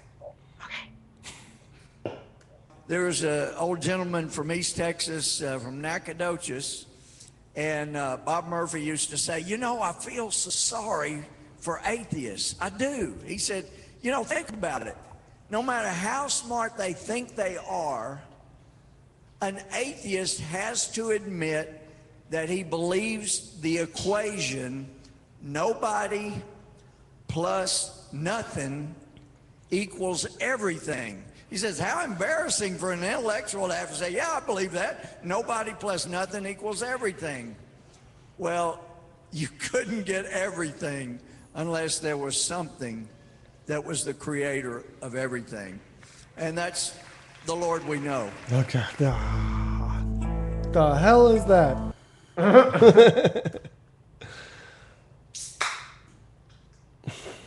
So I guess what he's saying is you can't get something from nothing, therefore fuck gay people.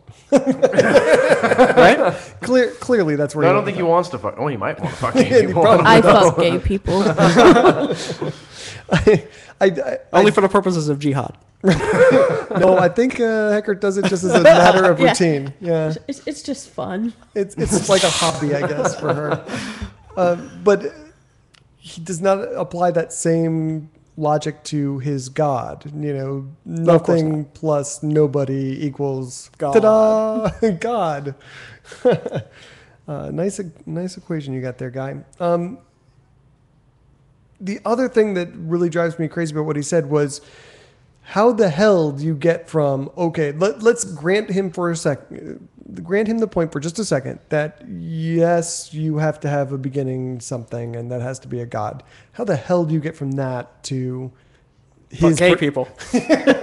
subject to fornicating with gay people, or Yahweh. I mean, how do you get from there must be a God, therefore my God?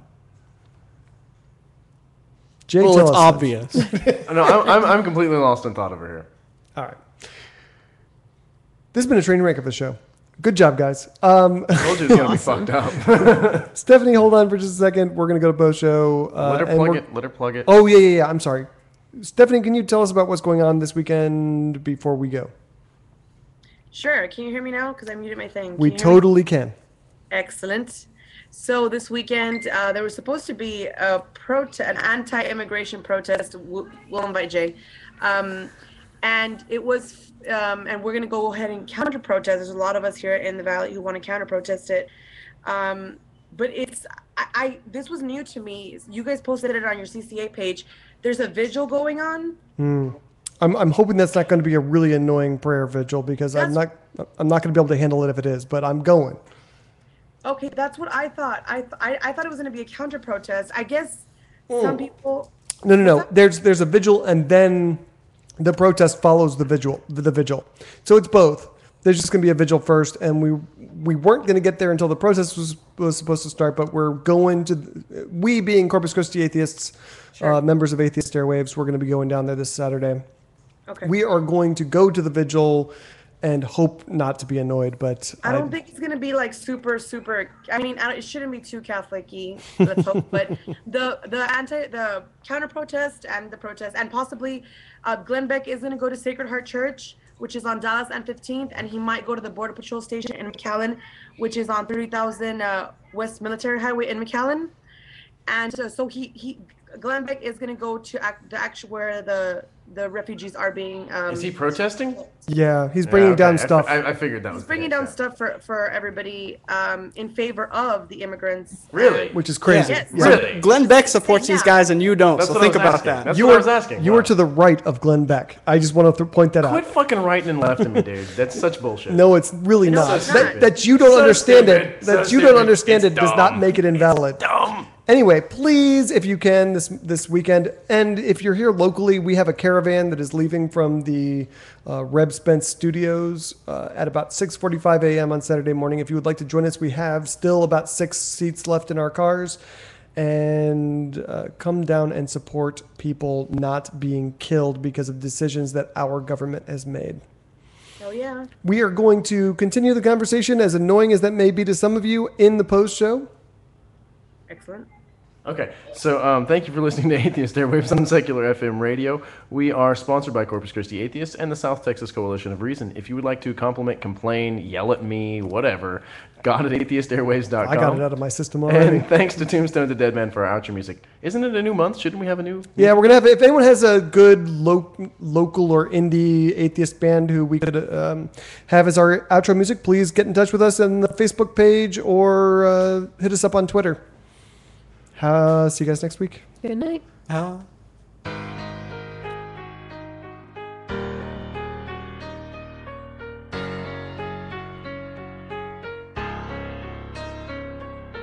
Being a skeptic means so much more than being an atheist.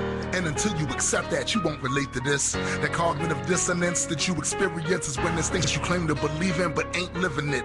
Most of you say you are the type to question everything until I hear the conspiracy theories that you echoing. And when I scrutinize the things you try to say are lies, expose your sources as suspect, I see your logic dies. Some still believe in pseudosciences, engage in special pleading when theists use the exact same reasoning. I've even seen atheists use arguments from ignorance and seem pressed to tell me exactly just what the difference is. A skeptic without the ability to analyze is just as bad as the theist, cause he'll probably accept a lie. Just as long as it verifies all his biases, applying it to his knowledge pool, and then he's diving in. So I'm not saying that some conspiracies do not exist. I'm just saying that a lot of them are some bullshit. So I'ma call a spade no matter who asserts it. Nobody's perfect, and just one lie, then it's all perverted. Bring down the curtains on that sad display. The only ways to question yourself and all the things you say. Start the day, and maybe we can rise above and be examples for others to emulate, and that's the way we win this battle. So this is where I'm making my stand, and now regardless who don't like it or how they get mad, see why the rest of y'all capitulate and go with the plan. I'll be beating on this wall until I'm breaking my hand. So listen while I state official policy. No matter how I'm threatened with hell, that never silence me. I know that you don't see this as imperative, but I refuse to lose and let the stupid frame the narrative.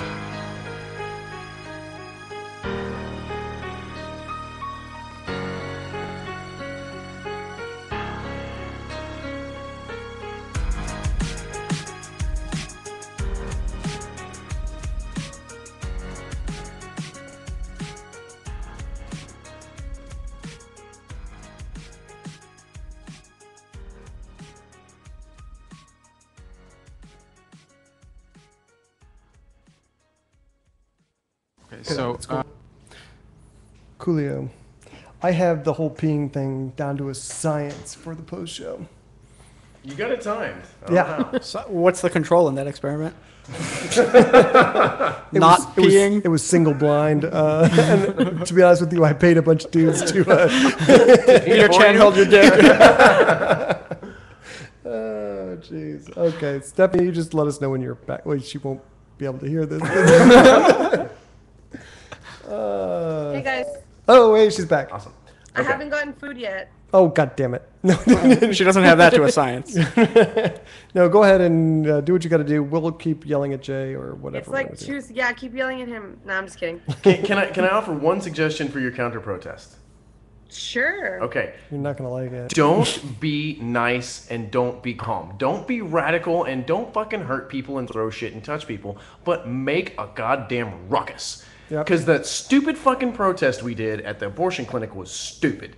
It was pointless. I disagree with that. I think completely fucking so. pointless. Two things. One, I would say that I agree with your advice. Is that I think it needs to be, and I don't think we'll have any because there's going to be right.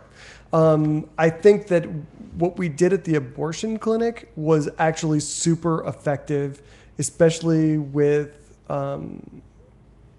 the honking and. They were honking because they fucking looked at all the signs and half of them looked like pro-abortion. No, we had one. No, they were honking because we had that one gigantic sign at the side of the road. That, I think you're wrong about that. Okay, whatever. I do agree that making noise is important. And if I'm so down to get arrested. I'm not even. There, that's the attitude you need to have, regardless of whether I support you. Regardless of whether I support your position or not, that is the attitude you need to have if you're going to go into it. And fucking yes. Well, I'm glad we can agree on something. Come get arrested with me, bro. We'll go to Been arrested enough times, thanks. Just this week. Go show her how it's done. My daughter heard me and she's like, I don't want you to get arrested. Oh, poor baby. Jay, go help her, keep her from getting arrested. Okay, so I've been sitting here thinking about this, okay? And I'm putting myself in a position that they would be in. And if I were in dire fucking straits and somebody's trying to kill me or my child for this, that, or the other, and I decide that I'm going to run to another country, whatever that country may be, to seek help, I think that's... I don't think that's okay. I'm not okay with that, because fix your own shit. So wait, you have a responsibility to fix your own shit just as much as we have a responsibility to fix our own shit. So now it sounds like you're actually saying these kids are doing something wrong. No, I'm not saying the kids. Dare they? No, I'm not saying the kids are doing something wrong. But I'm saying that's what you said. But that is what you said. You're also saying it's not okay to ask for help. That's not at all what I'm saying. Asking for help and running to another country and leaving your fucking problems behind is a different story. Okay, so what if, let's say, you have cancer. The doctor says without treatment, you've got 6 months to live. But you have no insurance and you have no way to pay for it. You're going to sit here and die. Talking to me about this again? You don't know my stance on that either.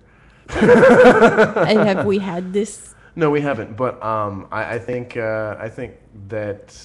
But you're saying anyone in their right mind would make the decision to stay and die in 6 months versus go to some place like Canada and ask for treatment. We're talking about me here. Listen, Jay, just because you would do something doesn't mean it's the only thing that people should be allowed to do. Oh, no, I agree with that, but I still think You're it's saying absurd. If you were in these kids' position, you would stay and die in your own country. That's fine. The child, okay, granted, the child doesn't have much that they can be very effective at. So I'm not blaming children for this. Well, you're saying they should stay in their own country and fix their own problems. I'm saying their parents should fucking handle the situation. What if they don't have parents? Then how do they exist if they don't have parents? Well, they had them at one time, but parents die. Okay, so these children have somehow figured out how to run and make their way all the way up through all this perilous shit without any advice from parents? Kids and, you know? Don't have fucking parents, man. Some of these kids don't have parents, bro. You ever heard of orphans? Then how did they get here? They walk. Do you know what? La You know what bestia. coyotes are? I do. I know. Coyotes Actually, are. I'm quite intimately familiar with the situation with coyotes. Yes. Well, then you know how. And the thing is, I'm not against immigration. I'm not against, I'm not against these things. Well, and exactly how about why this? I'm against this, I'm not certain. But I am. It's really weird because you say you're not against immigration, but you're really sounding like you are. I wish you could explain why that is. I wish I could too. I'm not entirely certain why I'm so Because emotionally riled the fuck up about this. Yeah, you're fucking up. You're wrong on one of the two things. I wish you would tell me which one it is. That would really move this conversation along, I've got to say. And that's what I've been sitting here doing, is trying to figure out exactly why I'm having the knee-jerk emotional reaction. Figure out where you're wrong. Because I don't understand where it's coming from precisely. But obviously there is a You know reason. where it's coming from, bro? From hatred inside your heart. Xenophobia. Hatred inside my heart. Xenophobia. Yes. I do I'm like just hatred. kidding. I don't know. I'm just. No, it is. No, we know. We know, Jay. It could also be Jay that doesn't you like people. surround yourself with people. Why doesn't he like people? Let's go back to who- that. I want to talk about that. Hold on just a second. I want Hecker to get her thought out.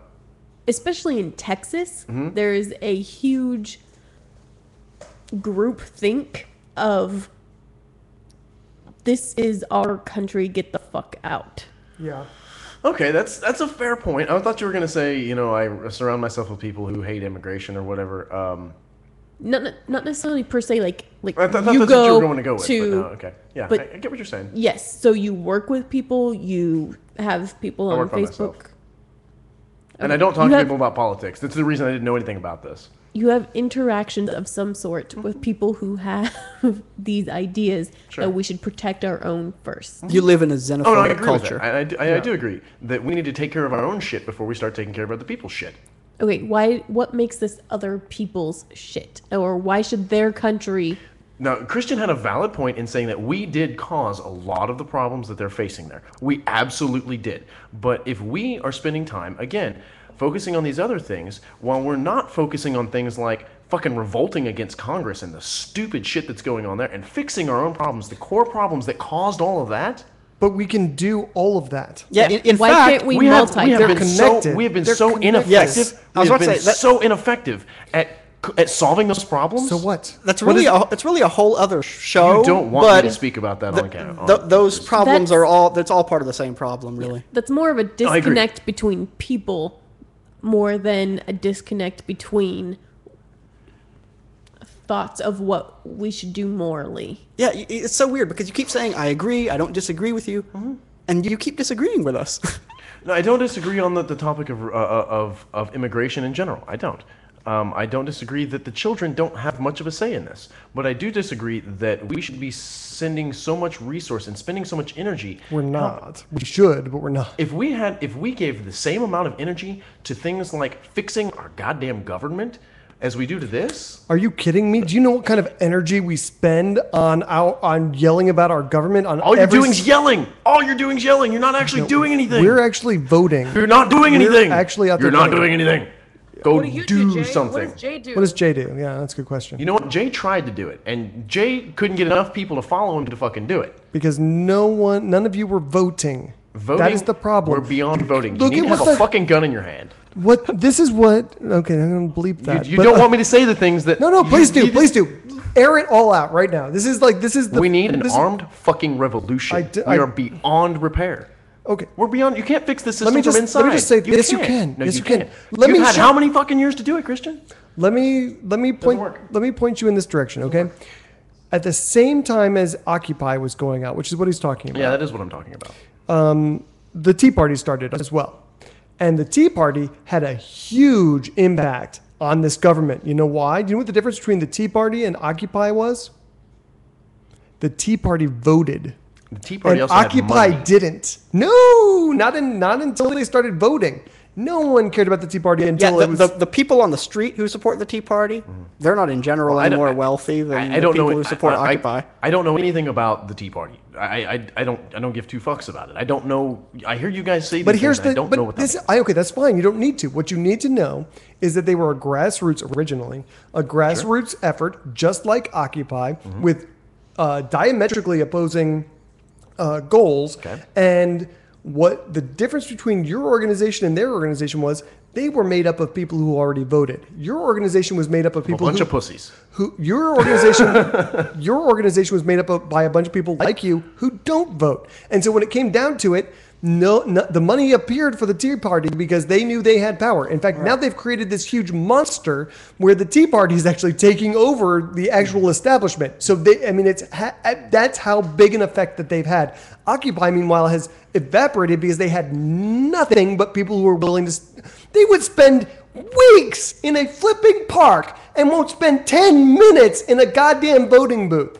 Not 10 minutes wielding actual power. Actual power, my ass. If it's on a federal level, you have zero fucking Yes, power. you do. That's Bullshit. this is what the Tea Party has done to this country We're over not the gonna last go over 5 this again. years. However, I will say that there were a large number of people that I knew personally that within the Occupy movement who did vote. And there was reform that came in on a local level from the Occupy movement that I was involved with. Oh, yeah. So sure. Locally, yeah. Yeah. But that changes nothing.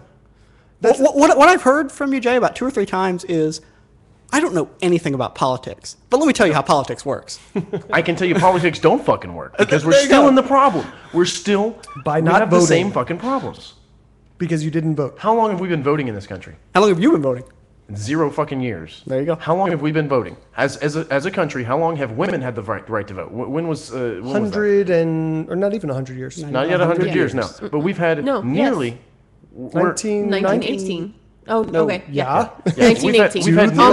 We've had nearly 100 years where 96 years. where both genders can vote, yet we still have these problems. We're still creating problems in other countries. We're always going to have problems, Yeah, Jay. we're always going to have problems, but not of this fucking magnitude. Not where we're causing other countries to have these things. Not where we have governments fucking creating drug wars with other fucking countries that are causing people like these refugees to have to be refugees. These problems are not unprecedented. These problems are not. not even all that significant compared to what we've had in the past. Agreed. When you're talking about armed revolution, the last time we tried that, 1 million Americans died. In A current, million more need to die in order it'll to be get tons worse than that, in and order it's to get our not government worth back in it. order. It's easier to just fucking vote. You just get in the goddamn button, push the button. It's like an iPad. Even you can figure it out. You just push the isn't it button. worth a try, man?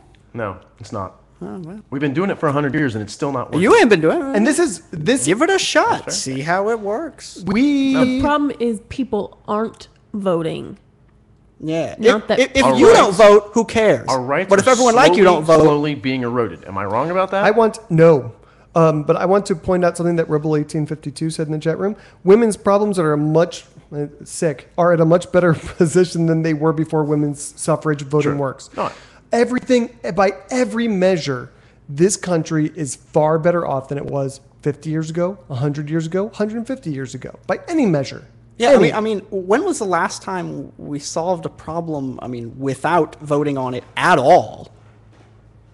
1776? Yeah. And that because they wouldn't let us vote. We voted, just it wasn't official yet. Right. We went to war because they wouldn't let us vote. I wholeheartedly believe that the system is fucked when it comes to voting. When it comes to, do you have people in power who have enough power and enough overreach to control the whole fucking situation, the entire situation? Well, how do you know that? No, we need Because I know power is corrupting. Was that in Peter Chen's article? Power is corrupting. Okay, period. Yeah. So if you have enough people with enough power, and believe me, we've had enough people who have their own benefit at mind in power, with enough power for long enough to believe that they are going to allow things to change like that with a fucking vote is not logical. Two things. One, if you get your revolutionary army together, enough people with enough guns, you're going to become corrupt. You're going to have a corrupt system. No, I agree. I agree. Okay, so and the You're second right. thing, You're right. The second thing is Ustreamer460847 in the chat room says those people are in power because everyone you hate voted for them. So if you want to make a difference, you and everyone, it starts with you. Jay's here to tell you the vote's bullshit. And Maybe what we is should- your Jay, who knows nothing about politics, what is is here your to tell you the what vote's is your bullshit. evidence for that? You and I have gone around Yes. and around and around and around on this. And you've What never is- given evidence. What is your evidence for this? I don't have evidence to present to you right now. At all. You don't have evidence. Just put a cap on that because we've been doing this for 2 years and you don't have evidence, but you keep saying it. Can I interest you in a conspiracy theory? I'm buying conspiracy theories this Jeff season. just You're made never a going good to convince point. me otherwise of this. Is that gay rights now gays have rights now because of voting? I agree. There are a lot of things and a lot of social issues that voting does help. Oh, so you're not... You just said voting was complete bullshit. But when and now you're saying, oh, it helps in a lot of cases. On localized levels, and that's what we're talking about, is No. local fucking state shit, stuff like that. When you're talking about yeah. taking power away from people who are making billions and billions and billions of dollars on war. Okay, but No. gay rights No. are You're a not gonna- federal level. Defense of It is- Marriage Act. Okay. Fair. I'll give you that. I absolutely will. Okay, good. Social issues, you can have somewhat of an effect on. But that doesn't mean... This has turned into a totally different conversation. by the Okay, way. well, But... social issues you can have some effect on, but I just absolutely vehemently just will not buy that you can take and strip power from people who have that much power. Okay, through well, a vote. we could talk about that separately, but the immigration situation that's Okay. happening down south, is that not at least partly a social issue? No, it is a social issue. Well, there you go. So you have some power. So we're devoting attention to that again, rather than doing what we need to be fucking doing and fixing the problems that we have here. How are we going to fix the problems? Like goddamn armed revolution. Well, we don't need armed revolution. Yes, we Voting do. works for social issues. I see what you're saying, but I'm not saying that. I'm just saying what you said, and now you're acting like it's bullshit. War is not a social issue. War is not a social issue. Oh, we're not War at war is down a south. social issue. I'm not saying that we're at war down south. I'm saying that war in general is not a fucking social issue. Yes, So we war- have people that are making billions and billions of fucking dollars off of war. So we're going to change that because war is what started this. Money is what started this problem. Am I wrong? No, you're not wrong. Okay, so then if people are making money off of that, you really think that they're going to allow a situation to happen where we can take them out of power by voting? It's not the governments. It's not the governments. It's the cartels in Who are funded conjunction. by our fucking government. No. No. Yeah. No. And have been since way fucking back. No, because we supported puppet governments who would do our bidding, and so they were not legitimately in the hands of the people because we put them in there. Simultaneously, what we did is we launched this drug war and supported all kinds of weirdness, which created these massive cartels with huge amounts of resources and power. And so what they did with that power was they paid off the guys that we installed. And so the cartels are the people who are killing the people, not the government, the cartels. Sure. But the government is looking the other way because... You think that the government doesn't make money on the drug trade in the United States of America? No, that's what I just said. Okay, the cartels so- are paying them because they don't care about the people because they're puppet governments. Okay, so again, our government is making money off of that. Okay, so the solution is to vote these people out of positions of power. Okay? You can't say, you know what, you voted me Look at our out, but I'm Congress. staying anyway. Look at our Congress. Okay. Okay? How many of those people do you think? I find it absolutely absurd to think that there are enough logical people in our country that go out and vote that we can't get that problem There fixed. aren't enough logical people that Exactly. go out and vote. That's the problem. That is the problem. problem. There are people that have your attitude. If the So- entire Occupy movement had voted, something would have been This done. country would look so different. It would be amazing. Amazing. Disagree. At the same time, you would still be mad because Occupy would have been co-opted by the powers that be, but it would have been the powers that be, yes, and it would have been the powers that be. If it affected change, I would not be pissed. I don't care how. You would still If it be affected you positive would, change. You would still be pissed because it wouldn't be exactly the change, but I would be pissed. I wasn't. I'm just I saying it wasn't would the be a hippie better. guy going no blah blah blah blah blah. It would be a better world if the members of Occupy had voted.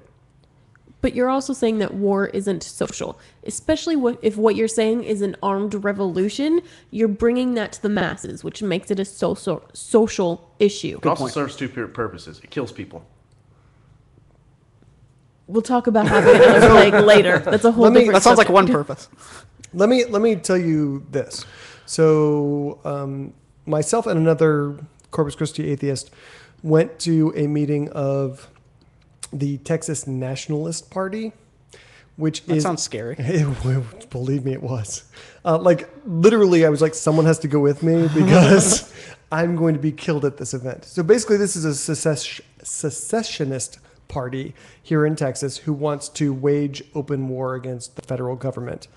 For Texas to secede? Yes. Well, they're a fucking moron. Yes. Okay. And they're morons. So they're morons, but the children coming across the border who seek a better life with the Jay United wants States. to do the same thing. Texas secession's just retarded. But let me just say this. You cannot wage revolution in this country. It's not feasible. You cannot take this country by force. Okay. And I'll tell you why.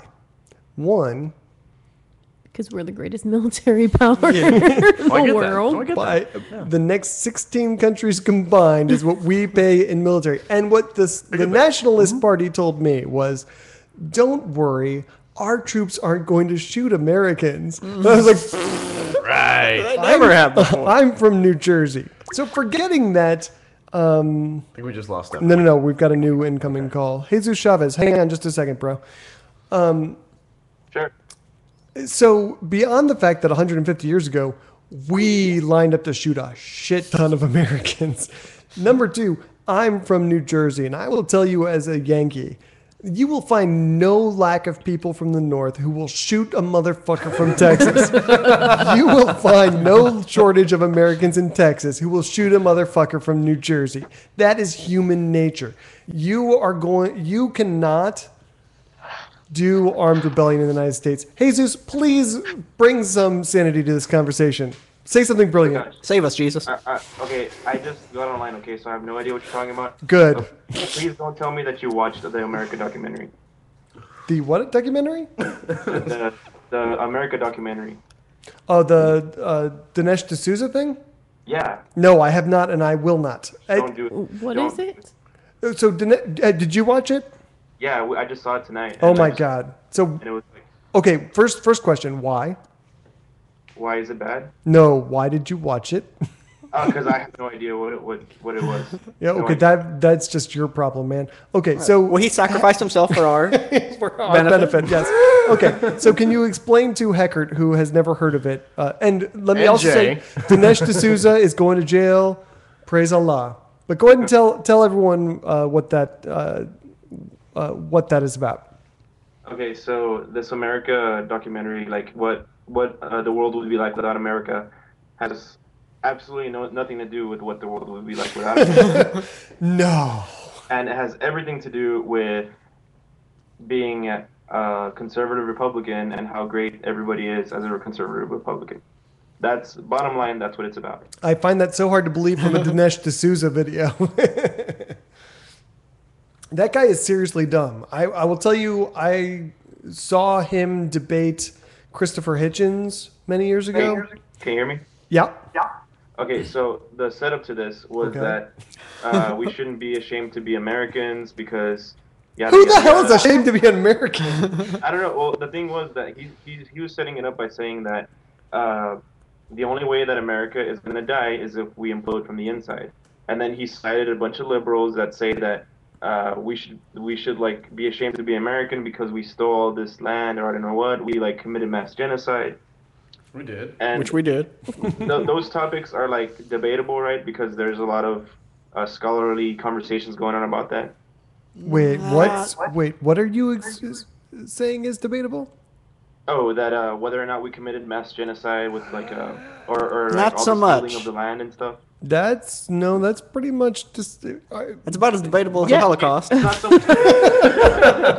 debatable on whether or not we did it, but whether or not it was like part of the nature of conquest before, right? And how like Does that matter? What was that? Does that matter that conquest okay. No, is? I'm not I mean, saying it's, that it was right. Okay, that's not what I'm saying. no, that's not what I'm asking. I'm saying, does it matter what we define as the nature of conquest versus mass genocide? Okay, well, genocide is wrong. I'm not. Okay. Okay, well, I'm glad we cleared that. I guess. Well, anyways, that okay. I need to retract a few statements because I don't want. Okay, so because you know how like a lot of the Native Americans or whatever, like there was a lot of diseases contracted and stuff. Oh, and yeah. some people would focus on that and not on the fact that we actually did kill a lot of them, right? But we gave them the diseases too. Yeah, we actively tried to give. Right, and that's what I'm saying. Some people debate about that, and Those are dumb people. Not really. I'm pretty sure that a lot of that was done on purpose. Not smart people. So what it's saying is that it's not mass genocide if it wasn't intentional. Well, I guess maybe what's being said is the government the U.S. government at that time would not have considered it genocide. They would have considered it a legitimate part of A security concern? Well, a case of the people who really were right to own the land were getting the land. The people who really deserved it. I don't know. Didn't Well, I mean, stop Stannis he didn't really lay it Baratheon. on that thick. It was more of a subtle, like, we didn't actively try to kill all these people, even though I'm pretty sure there was a lot of active killing. Yeah. That was pretty much all they tried to do for Right. several decades Yeah, there. I think that maybe you need to watch something else besides Dinesh D'Souza because. No. Well, okay, like, I'm not saying that he's had me convinced. I'm not. Good. I'm positive that there was a lot of active killing involved as well. I'm just Oh, saying yeah. that there's half truth there. What he's saying is that there was a lot more disease that killed people. Well, that And was wait, because that was true of all people. I mean, Yeah, exactly, and if that's- you look at the Civil War, most of the casualties, almost 1 million casualties, most of that was disease. But disease having to do with that's military part of conditions. But we It wasn't biowarfare. But we were still killing people. Just Yes, so yes. I think that you're talking about two different things. We were actively trying, and not only were we actively trying to kill them, but then we were. I mean, Redskins, for example, the Washington Redskins. Their name comes from the bounty that was placed on. They were paying people to bring them the bloody scalps of Native Americans. This is our history. And they were deliberately giving them diseases. That's Yes. what I'm saying is that there's half truths that he's putting in there that people. What's the point of this conversation? Because I'm confused. Say that again. What's the point of this conversation? Because I'm confused. Okay, no. What I was trying to tell you is how this documentary is full of shit, and obviously you guys are seeing it already. Yeah. Well, Awesome. Okay, cool. Dinesh D'Souza is not hard to see through, I'm afraid. I have to say, I mentioned I saw him debate Christopher Hitchens. His opener was Pascal's Wager. This is Oh wow. this is the level on which this man thinks. I mean, he thought he was going to really get the audience. You're going to win this in 5 minutes. Right. We're all going home after I laid this Pascal's Wager shit on him.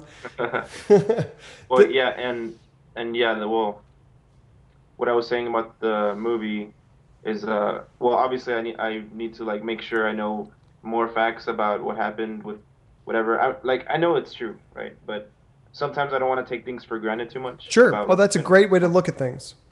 But anyway, he started off with that, like laying the foundation about how certain things aren't the way they're painted out to be, and like I forget what the author's name was. The one that told the history from the perspective of the people we conquered and took things from. Howard Zinn? Who? Howard Zinn? Yeah, I think that's what it was.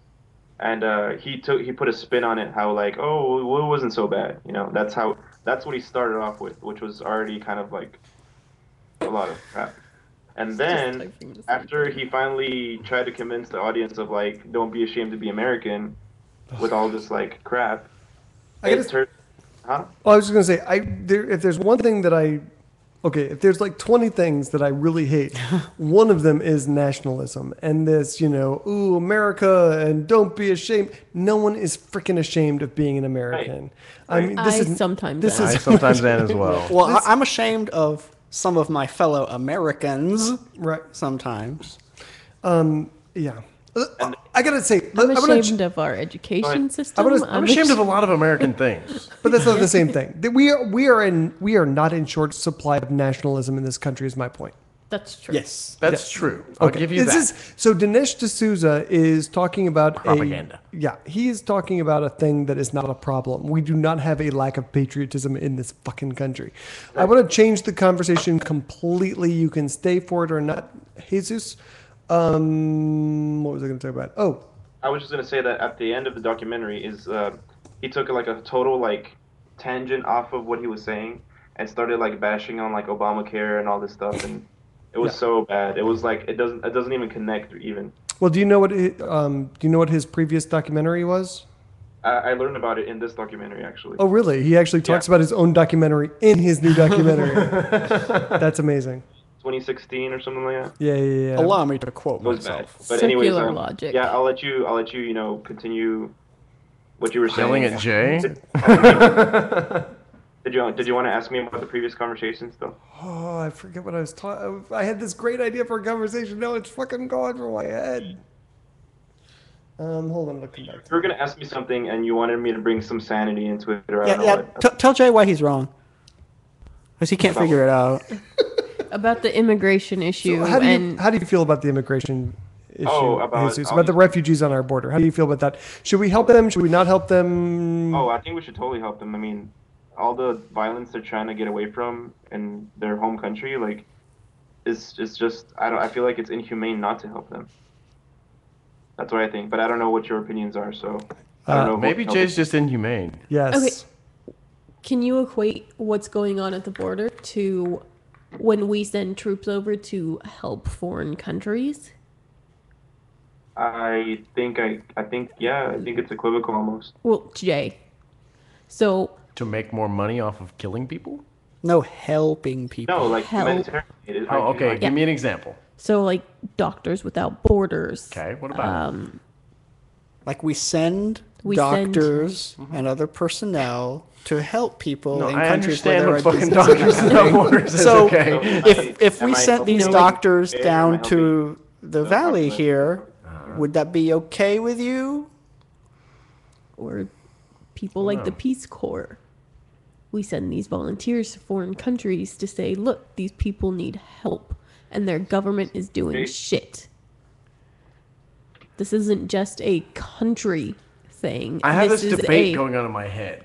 Good. it's good. Back and fucking forth. This is you're a fellow human and you deserve the same rights and respect that everyone else does. I'm no all matter about disaster relief and doing Burners Without Borders things and going to other parts of the country, our country, and doing things. Why do you hate people from other countries? So I don't hate people. Difference I fucking between dislike people from our country more than I dislike people from other countries. So then what's the problem? Yeah, what's the difference between us sending help to? Can't figure that out. That's why I'm debating in my head. Well, I'm just I don't know what the source of... I don't either. It's bugging the fuck out of me. And it should, because I think it's a legitimate problem, Jay. I really do. I think that you're... And I think Robert was really hit the nail on the head, which is you have these visceral reactions to things that your intellect doesn't even agree with. So you end up saying one thing and then disagreeing with yourself in the next sentence as you think about it. Which is where the debate is happening in my head. That's good. Let me take it up another level for you. All right, go for it. You're talking about how we shouldn't help these people from other countries. We should take care of our own first. But, I mean... I'm not talking about our own people. I'm talking about our own problems.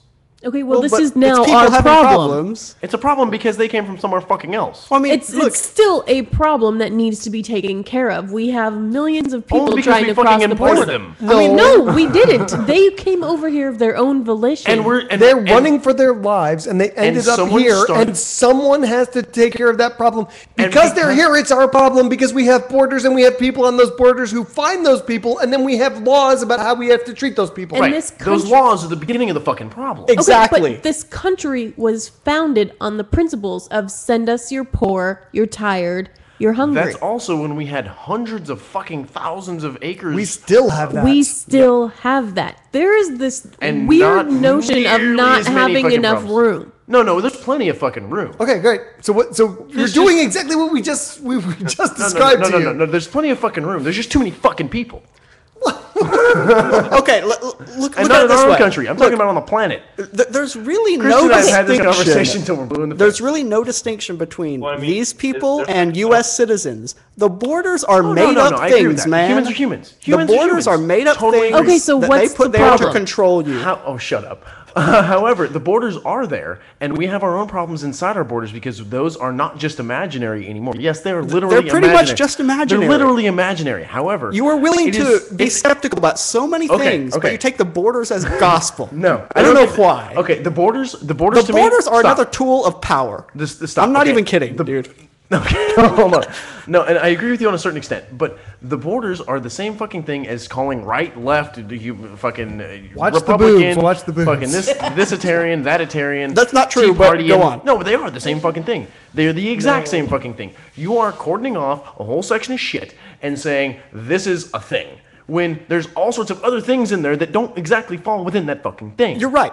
The borders are bullshit. The borders are bullshit. We should care for these refugees just as much as we should care for the people within If- our own if- borders. if just we as much as have the these people from borders- Falfurrias who have to live in those conditions. Exactly. Or Detroit.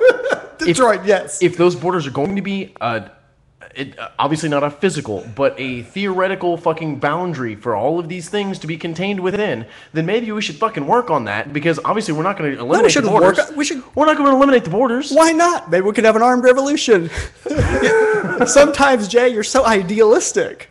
And sometimes you just want to take what the bastards give you. No. Okay, so we're not the borders are not a fucking topic that we're concerned about. We don't care that the borders are there, do we? What the fuck? You care that the borders are there, but you're like, stay within their own borders, you damn immigrants.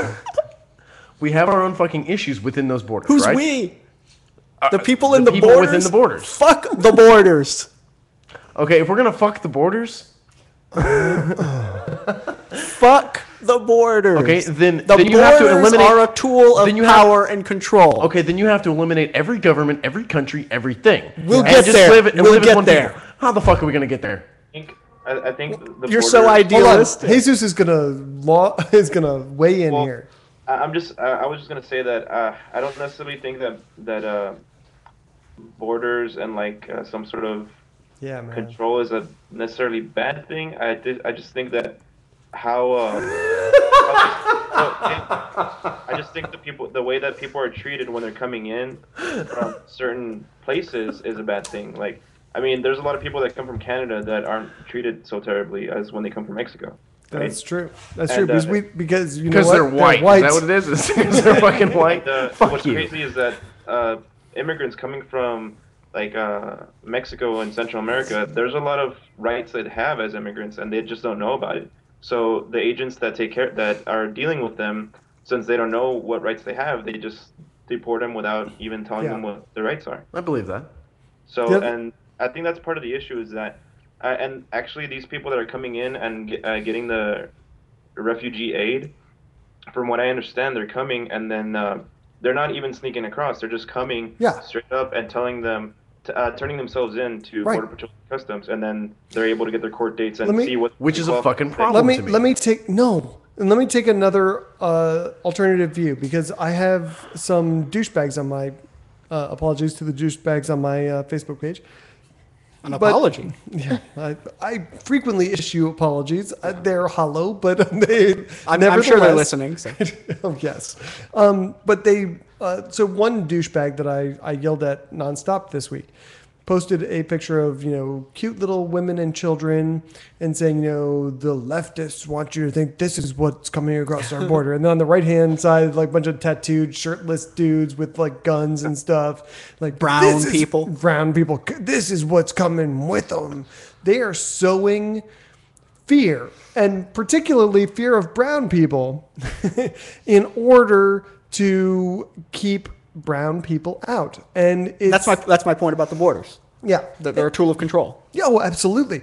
And in particular, they are a tool of political control. Yes. Because the thing that the right wing is so afraid of, and the reason that the right wing and libertarians are so against this, is because, well, two things. One, they fear that these people are going to vote. And when these people vote, they're not going to vote for these border motherfuckers. They're not going to vote for these fuck people, motherfuckers. We've got our own problems. You can go die quietly over in the corner, motherfuckers. They're going to vote for people who are compassionate about people because they've had real world experiences, not these pansy whimsy white people things. Not first world problem. Yeah, right. Exactly. So they're not going to vote for the libertarians. They're not going to vote for the Republicans because Republicans are douchebags, and people who've had real life experiences are not going to vote that way. But here's the other thing that they don't understand, and what I was screaming at this guy People about. who've had your world experiences are not going to vote that way.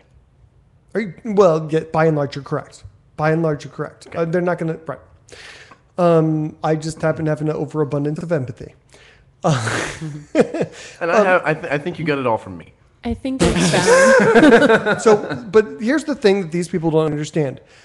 The people that we have in this country, in the state of Texas, who are citizens here in this country, they've come from poverty in Mexico or wherever. They don't have the luxury of giving a crap about voting. They don't vote. If half of them voted in this next election, we would be a blue state in no time whatsoever. But they don't vote. You know why? Because they have bigger concerns. They're trying to feed their families. They're trying not to fucking starve to death. They don't give a rat's ass about voting. So stop fear-mongering. These people are never going to vote. If you give them asylum tomorrow, they're not going to vote. They have other things that are more important, like sweeping the dirt floor of the houses they live in. This is how people live in Kingsville, where I work. There are people who have no air conditioning, no heating. They have no fucking floors. They don't give a shit about your politics. They're just trying to survive. You can help them without hurting your stupid fucking political party. Well, no, because if the people stop being afraid, they will stop voting for the fearmongers. Also, most of them are children. Yes. Can't vote anyway. Yeah, but they will eventually. So it's a long game. They're playing the long game, man. I don't know what this is about, but part of that fear-mongering stuff too is that how people are afraid that there's going to be a lot of criminal refugees too, like that they're just a bunch of criminals that are going to do harm here. Is I think what those people probably don't understand, and I don't think I 100% understand it either, about the process at least, is that they have to show that they're fleeing from some sort of, terrible thing where they're coming from.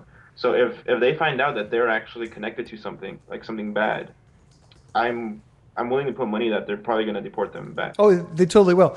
The other thing that some douchebag, local teabagger douche was trying to push this week is a guy who raped a young child here. He's from Mexico, was in the country illegally, raped a young girl, invaded a home, and they're trying to sow fear about this guy and saying, you want to give amnesty to all these people. Look what this guy has been deported from this country 4 times. We aren't just taking anybody. Well, fuck, we're not taking anybody at this point. I mean, the Obama administration just deported dozens of people just yesterday. Dozens of these people who are going to go back. Because the thing is, like I said, if you defy the cartels in your home country, they just execute you. So these people that we're putting on buses and sending them back to Honduras, they are getting off that bus and they're getting AK'd to death. That is what is waiting for them. That's what we're doing. Jay doesn't fucking care. Even on their way here, they're getting shot. Yeah, they're getting raped. One of the things that Stephanie shared with us last week on our post show was talking to a woman who was raped while she was holding her infant. This is what they're fleeing. And you are a bullshit motherfucker if you're going to tell me that if you are facing certain death in your home, you aren't getting the fuck out. Any reasonable human being is going to get the fuck out. I agree with that. And that's what they should do. And any reasonable human being should help if they can, rather than locking the door, pulling the shades, and saying, not my kids, not my problem, which is what they were chanting at Murrieta when they turned the buses around. Fuck those people. Fuck anyone who sits in the wealthiest country in the nation, who spends, if we cut our defense budget, I'm going to quickly do the math and just say it's by 20%. If we cut 20%, we could solve poverty on the planet. And I think that's probably too high. Completely okay with that. And I am completely that's way too. And I am completely okay with that. Fucking make that happen. Make that happen. So stop asking people to stop giving a shit about this and work towards that. We can solve all the problems, and still, instead of the next 16 countries, convince the government to stop spending money. That's what I'm saying. That's all I'm saying. Go do it. That's what we're doing right now! Voting isn't fucking working, and you being Yes, it is! Fuck, you haven't voted! That's the problem! You being down there doing it with your own fucking money isn't doing it! Yes, it is! Okay, you're right. Christian voting all by himself is not doing anything. You're right about that. No. I need more people. I need you to Good fucking for you. vote. I need everyone listening to this to fucking vote. I need everyone to go out and tell people, oh, fuck you, it's not our problem. I need you to go out and say, this is our fucking problem as human beings. Christian, who am I going to vote for? Who am I going to vote for that's going to make this research. Difference? No, I'm asking you outright. Who am I going to vote for that's going to make a difference? I will tell you when we find a fucking politician. It's July. When we find a fucking politician. You don't know much about election cycle. It's July. Find me a goddamn politician. Okay, well, this is what we're going to do, and you're voting in November. And if you find me a politician that I genuinely believe can do it and that I trust, sure. It's not going to fucking happen. Not with that attitude. No. I'm willing to be convinced. You don't sound like it. I think I've discovered Jay's real problem with this. So the Bible says when you degrade the borders and the world becomes one singular culture, it's a sign of the end times. That's exactly. And aren't you in favor of that? The end times? No, I'm not. Not at all. You sound like it. No. Well, you want the strange thing back. is, when I'm sitting down and I'm face to face with someone, I'm extremely empathetic. I have that, and most people are. Sure, I've exercised that. But when you look at the larger picture, all that one-on-one empathy doesn't fix big problems. Yeah, it does. No, if you have enough people, if you get enough people, you're not going to. You know what the problem is that you do, because I mean you look at what has happened to for gay people in this country. They had to slog through people saying, you know what, it's never going to happen. It's not a problem. We have other fish to fry. You know, women's rights. You are literally creating this tide that we have to slog through. What you could be doing is paddling with us and moving shit forward, but you choose not to, and I don't understand why exactly, because I think what you've said is you do care about this stuff. You just don't care enough to stop trying to stop the bus from moving forward. Help us drive the bus forward through the shit.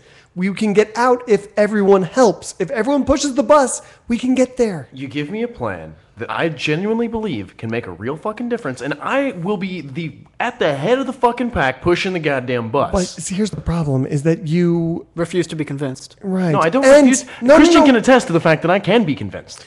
But here's the thing, bro. You keep saying that you don't know why, but voting doesn't work for reasons. For reasons it doesn't work. I've never tried it, but it doesn't work. Even if I did try it, there's no reason that even if I did try, I would have no empirical evidence that it fucking worked. Voting is a fucking sham bullshit. I will never fucking buy it. Based on what? Based on what? We're not going over this again. No, you're right. We haven't gone over it ever. Oh no, we have. No, okay. Let me give you his and his brother's position. Is that voting is don't bring my brother a conspiracy? Into this. Hold on. Oh please, your brother is like twice the idiot you are on this on this issue. He believes that voting is controlled and that votes are manipulated in the system so that what you actually vote for doesn't actually happen. They've already determined what the ratios are going to be. His brother used as examples bullshit figures from Ohio, which are super easy to just go to public records and say, that's not true. Like 120% of the people in this county voted. Clearly not true, but that's what they think. Because they're stupid. And they believe bullshit, and they have no evidence-based positions. If you don't have an evidence-based position, have a different position. Right? Okay. I do have a different position. What is your position? Kill them all. Told you, he wants the plague. It's a joke. It's a fucking I'm joke. just saying, but you keep saying, I don't know why I think this. I just think this. That is the least rational position you can have on anything. I've given you my reasons, and I don't have empirical Bullshit evidence, reasons. and I don't have Yes! empirical evidence to back it up. But I have logical reasons that say, if you're in fucking power and you have enough power, hey, I'm going to do everything I can to not let you guys take that But fucking in power. this- That's just goddamn common sense, Christian. But in this system, you don't have that choice. We don't have for life people, except as it relates to human psychology for people who don't vote or for people who are just like, I know this guy's name, I'm going to vote for him. And if enough people didn't do the, I'm not going to vote because reasons. If enough of those people voted, it would be a different country overnight. You could be right. You could. I be am right. You could be right. I don't. I have an believe you. evidence-based I don't believe it. position. I don't believe it. You do not. Well, Jay, you would be a lot more convincing if you could show us I'm an not trying to be issue. convincing. You, the motherfuckers, You're are trying not. to be convincing. Yeah, that's good because you're not very convincing. Well, maybe what I should say is I'm not trying to convince anyone not to vote. we and the viewers might be a little more, interested in an opposing position. Don't care if you're interested or not.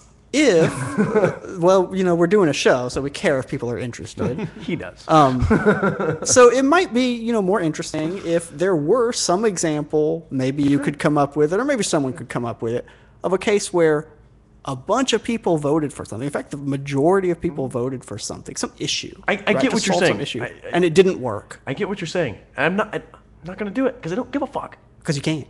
And that's probably true too. I probably can't find anything, but I don't give a you fuck. can't. But you don't. And you're an atheist. I don't have to be an atheist and agree with all the things that you guys agree with. No, but you sound a little like a theist. Saying, I don't have any evidence, but I feel it in my heart. Come That's on, what I get from you this. just know That's it's fair. common sense. There's fair. a God. Look around. it just makes sense. No, that's fair. That's a fair point. Actually, I hadn't had that presented to me like that, but that's a fair point. That's what it's reminding me of. Okay. Are we done with this yet? I don't know I mean, that I am. you can keep beating me up. That's fine. I kind of I'll want sit here- to. I'll sit here and be Yeah, I beat think up it- for the next. Hold I on. think it's run its course. I got 4 minutes. I need to go. Shut up, Amanda. You will sit in that chair until I tell you you can get up. So people are reminding us that you were going to. Wait a minute, I can't remember. Reb, what was it? Oh, he was the gonna tell us? virgins. The virgins. What was about the virgins? How to have sex with virgins? What? Why we you were- want virgins or not? We were I don't want God virgins. Damn it! People Virgins are stop bad. commenting so I can get to the damn thing. We were promised something or the other. Reb, what did you say? Oh, thank you. Jay was saying Jay's you thoughts? don't want virgins. No. No, I don't. Jay's thoughts on having sex with virgins. Why don't you want virgins?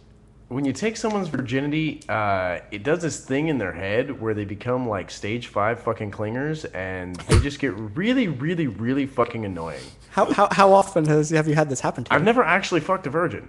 Never. how I've do So never- another non-evidence-based position. However, Because I'm pretty sure when I lost mine, it was like that was the most disappointing thing I've ever done. and it's Please not. leave me it's alone. definitely not a universal thing. There's a different situation which is hard to. When you take someone as a submissive for the first time, it's equated to the same thing by most people because the same thing tends to happen. Okay. And I've done that, and it's not fun. They turn crazy. They turn real fucking. But you're not Okay. basing that So- on anything. You're Maybe So that's just. it's not that you turned them crazy, maybe? I don't know. That argument has been had. That argument has definitely been made. Yeah. Okay, I think that's totally it. That's totally the end of this clusterfuck of a show. This has been a disaster from start to finish.